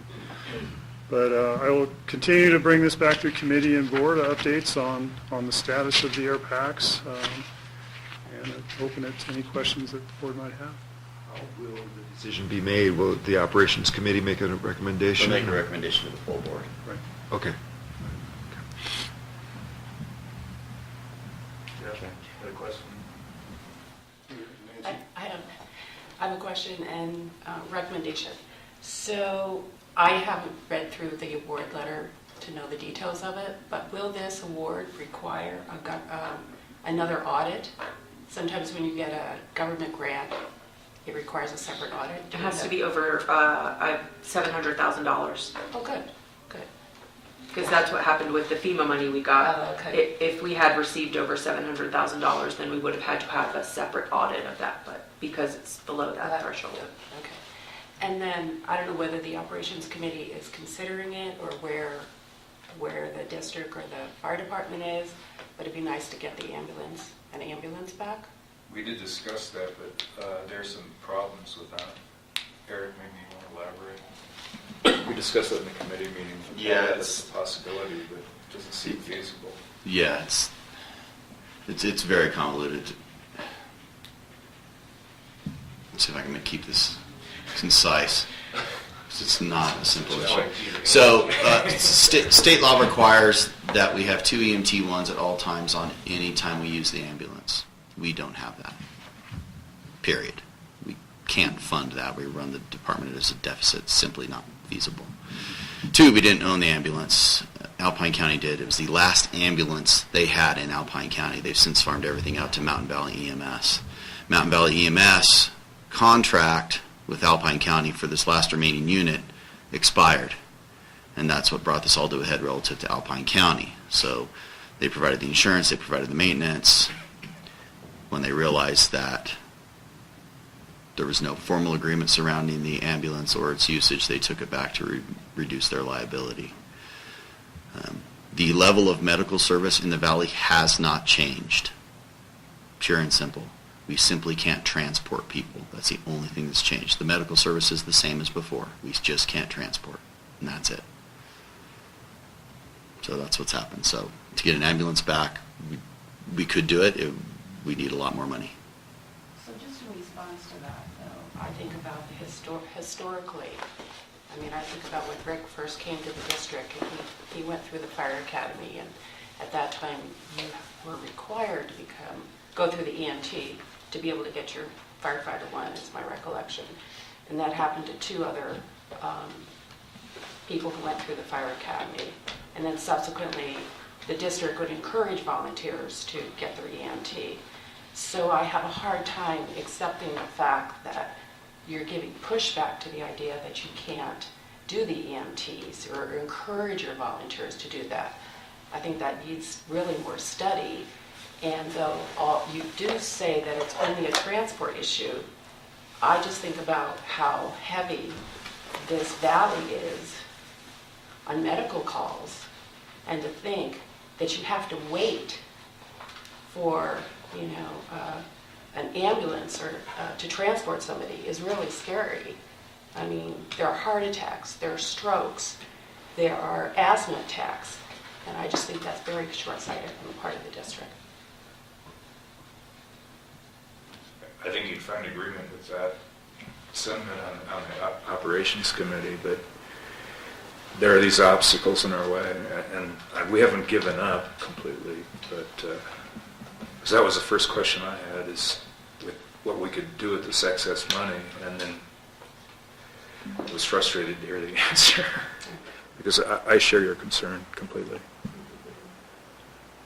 So this still is an agenda item for Right. operations committee. And we'll be bringing back suggestions and ideas, whether it's sponsoring the EMT class and next steps, trying to get the ambulance back under our umbrella. So the costs associated with the ambulance would be not only the ambulance, but it's the insurance that goes along with it.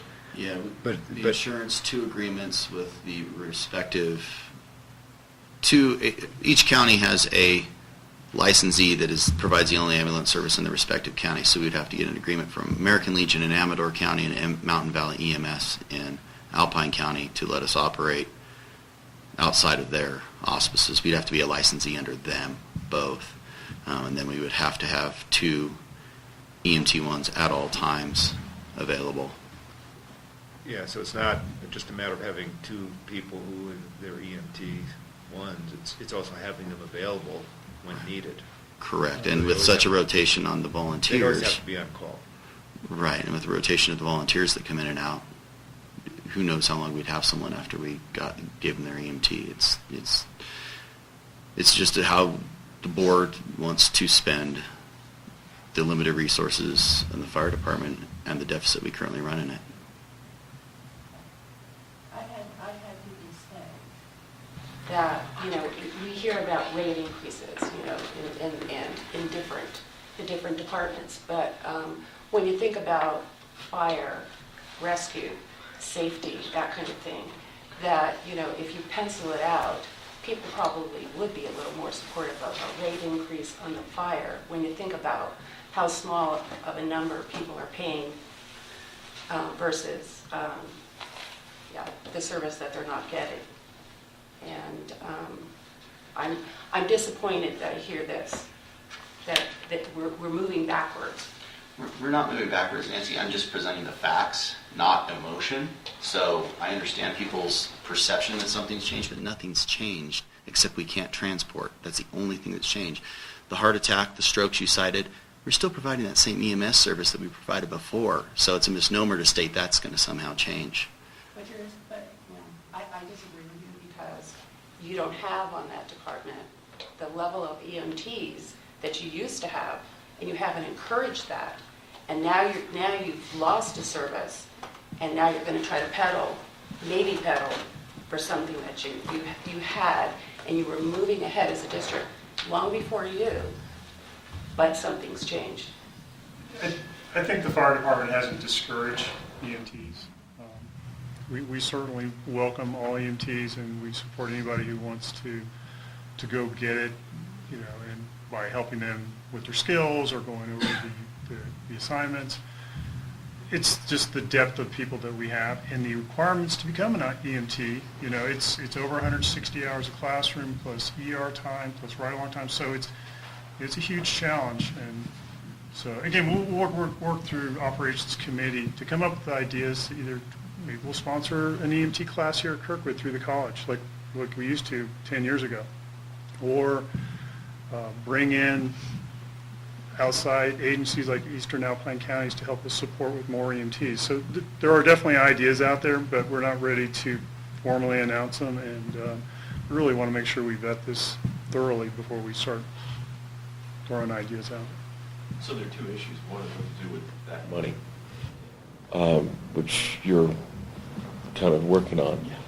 But just so you know where I stand as the other member of the operations committee, I agree with Nancy and Peter, which is that, if there's a way, and this is kind of back to the discussion we had with Frank, if there's a way for us to provide transportation, I think it should be a standing agenda item on the operations committee. I'm good with that. And then, realistically, the helicopter is the best way to get to the hospital at this point in time. And maybe that somebody keeps incurring those costs, they'll see fit to maybe donate an ambulance to us. I don't know. Yeah, we can't afford the helicopter. Yeah. Okay. Just to understand the dimension of this, Eric and Rick, can you tell us how often you were transporting and what the time requirement is now to call an ambulance to serve someone here? When we had more EMTs on the fire department, we were able to transport more, and I would, maybe 6 times a year. This was 8 or 9 years ago.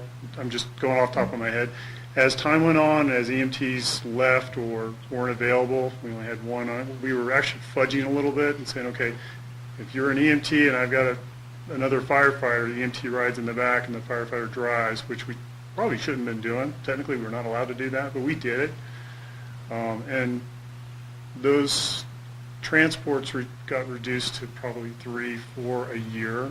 And then over the last couple of years, it's been 2 or 3 times. And again, we're just rendezvousing either with an aircraft or with the advanced level of care. And sometimes that's at the entrance of Kirkwood Meadows Drive in 88. It's really not a far transport. And on many occasions, we've decided we're not going to transport because you're moving that patient, you're juggling them around to a vehicle and then having to put them in the vehicle. It's actually better to wait for the ALS care to come in and administer pain medicine or adrenaline or whatever it might have been on scene versus jockeying patients around and risking further injuring patients. So, over time, it's steadily dropped down. And the places we liaised with them were the Carson Pass and Silver Lake were the two common on the respective sites. Yeah, depending on weather and what's going on, road conditions, what's open, what roads are open. Oh, the other part of your question is Myers and Pioneer are the 2 ALS ambulances. That's the proximity of the 2 ALS. Thank you. Yeah, thank you.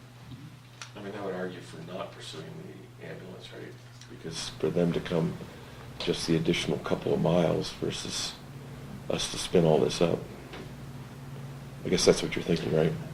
I'm looking at the bottom line and the dollars at the end of the day.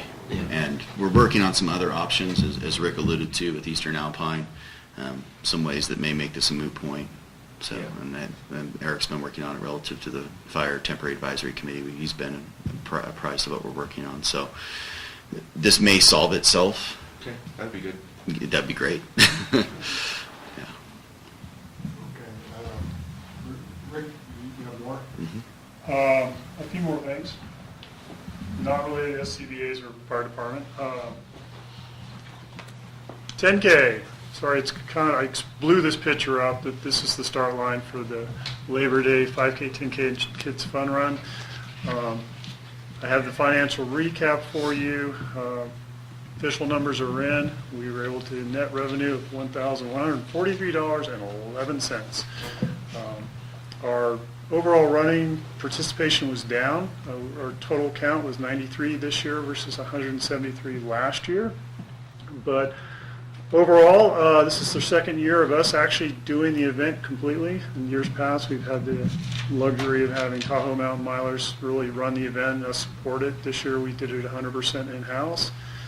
And so you'll see some labor G&A accounted for our staff time as well in this. But long story short, I think it was a really fun event. We changed the 10K course slightly this year to make it a little bit more runner-friendly for those runners out there. And we plan on having the event again next year. And if there's any questions about the 10K, open to suggestions or ideas. We'll take those now. And then moving on, for propane, as you know, the propane distribution system leak survey was done, and we notified the community that during the week of August 13th, we had outside contractors come and actually evaluate our system, and they did identify several leaks on the outside. We've been working for the last month and a half to mitigate the level 3 leaks, which were the ones that were probably the most serious. None of the leaks were catastrophic. We need to do something today right now. They're mostly just small pinhole leaks where they around the fittings and the joints of the propane meters. So in the picture here is an example of one of the meters that had a leak, and it also was one of the meters that was part of our 10% meter change out. So the picture on the left is the old meter, and the one on the right is the new meter. But staff's done a great job being accountable and organized on this project. It's a very important project, and we don't want to make sure we missed anybody. And now the next step is to continue on to the level 2 leaks, which are basically less important, but still very important, and we'll continue on making those repairs. Also next week, we'll be working on replacing some of the larger commercial meters as part of our 10% meter change out. And for example, the rec center, KCA Rec Center will have their meter changed out on Monday. We've got it scheduled for Monday and Tuesday, but I think we can get the work done all in one day.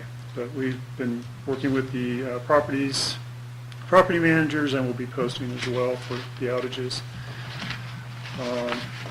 And the project is going to continue through until the weather changes and becomes prohibitive for us to make these repairs. On that picture, which portion of it was actually swapped out? The Meter and the regulator, the dark gray on the right-hand side, those two components. yeah, This is the round thing and the pop- the R2D2 pumpkin. looking thing. So the one on the left is the older model. The one on the right with a bunch of stickers on it, newer model. If that makes any sense. And then And the last. piping was painted as well. That was one of the recommendations that came out of the study. So if we reuse the old piping, we paint it. If we use new piping, we paint it. You want me to point? Oh, sorry, go back. It's hard to So- see in that PowerPoint. Old meter, old regulator, new meter, new regulator. And then, in this case, the piping was not replaced, but it was painted. Okay. Is that clear? Does that make sense? I can't, I don't know Yeah. what the blur looks like. Or what Yeah, it's- no, it's fine. Okay. And I guess I should. Those trees growing out of it are actually outside. Yes, Yeah. those are outside the box, yes. Got it. And some examples of our level 2 issues, regulators need to be vented better, no access to riser shut-off valve, vent the regulator out of the box, paint piping, venting, piping, access to shut-offs. So minor things, but important things.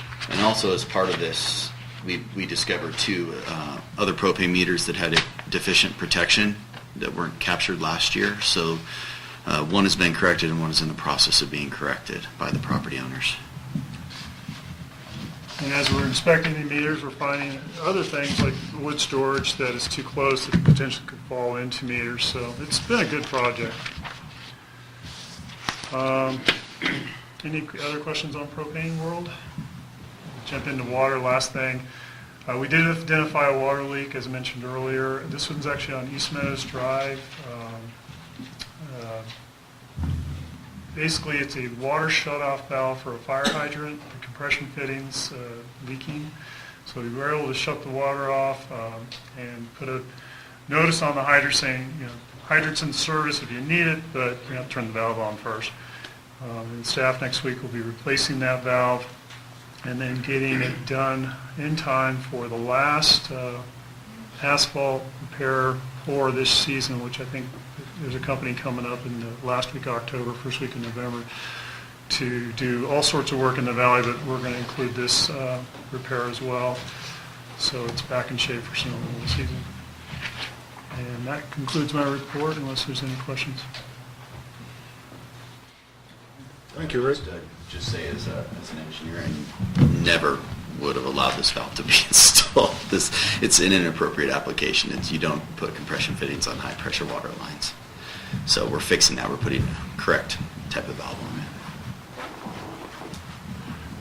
Very good. We'll move on to standing committee reports. Operations Committee? Nothing else to report. Planning? We've not met, but I did meet with Tom Fortune in lieu of the Planning Committee meeting. We talked about his perspective or awareness of the housing ordinance issue. I wanted an update on their activities regarding parking.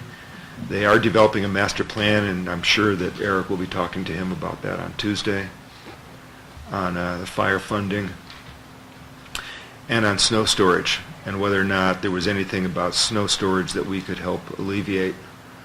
The answer to that is the brief answer to that is no.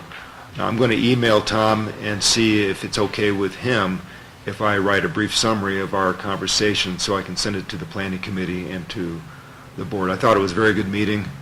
I'm looking forward to the district working with Tom. I think that this actually has the potential to be a good working relationship. Good. Finance? I'd say the three things we have not touched on are getting the Rust loan. We have some paperwork that we need to do to get that loan, and also to pay off PG&E by October 25th. PG&E has not been very responsive to collecting their $6 million, and Eric has some ways of trying to persuade them to collect their money or our money. Number two is that we haven't covered is we had some discussion about employee housing rental rates, which haven't been adjusted for a while. I think the next step is to get some market data. And then three, we had some discussion about writing off bad debt, coming up with a bad debt policy. And staff took the Finance Committee's input and is going to come back with a recommendation. Is that accurate? Say IT, Bob? There's been no meeting. No meeting.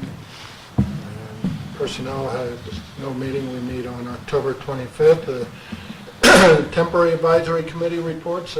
Before you start, Eric, I'm going to announce an appointment of Bob Epstein and myself to an ad hoc committee for organization restructuring. This is in line with what Eric's been working on, so that'll be an ad hoc committee for as long as we need it. So if you would move to your report. The fire funding committee has not, our work as a committee is done until we decide what action we're going to take, and then we may or may not need that committee to advise. So that's where we are until we get to December, probably. We probably won't meet.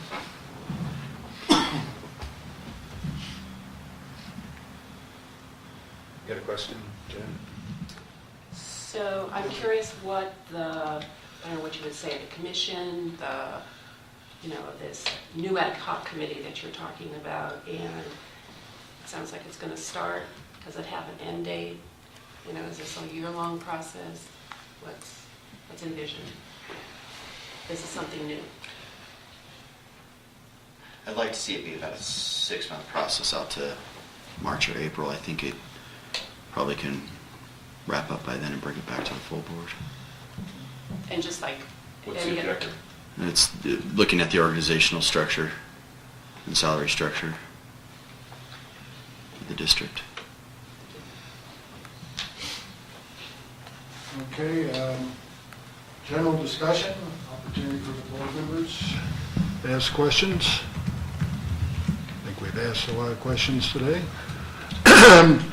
I'll remind everyone we have a 10:15 meeting here on snow removal.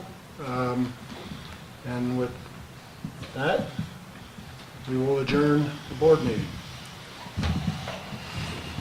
Jeff, we have quite a few things to sign. You guys might not be done right at 10:15. It's already 10 after, so. Okay, I'm sure everyone will be patient. Okay. This is so we get our RUS money, so everybody, Yeah. wants to be patient for that. Are you going to bring them to us, or? Yep, you want- no, I have them here. Okay.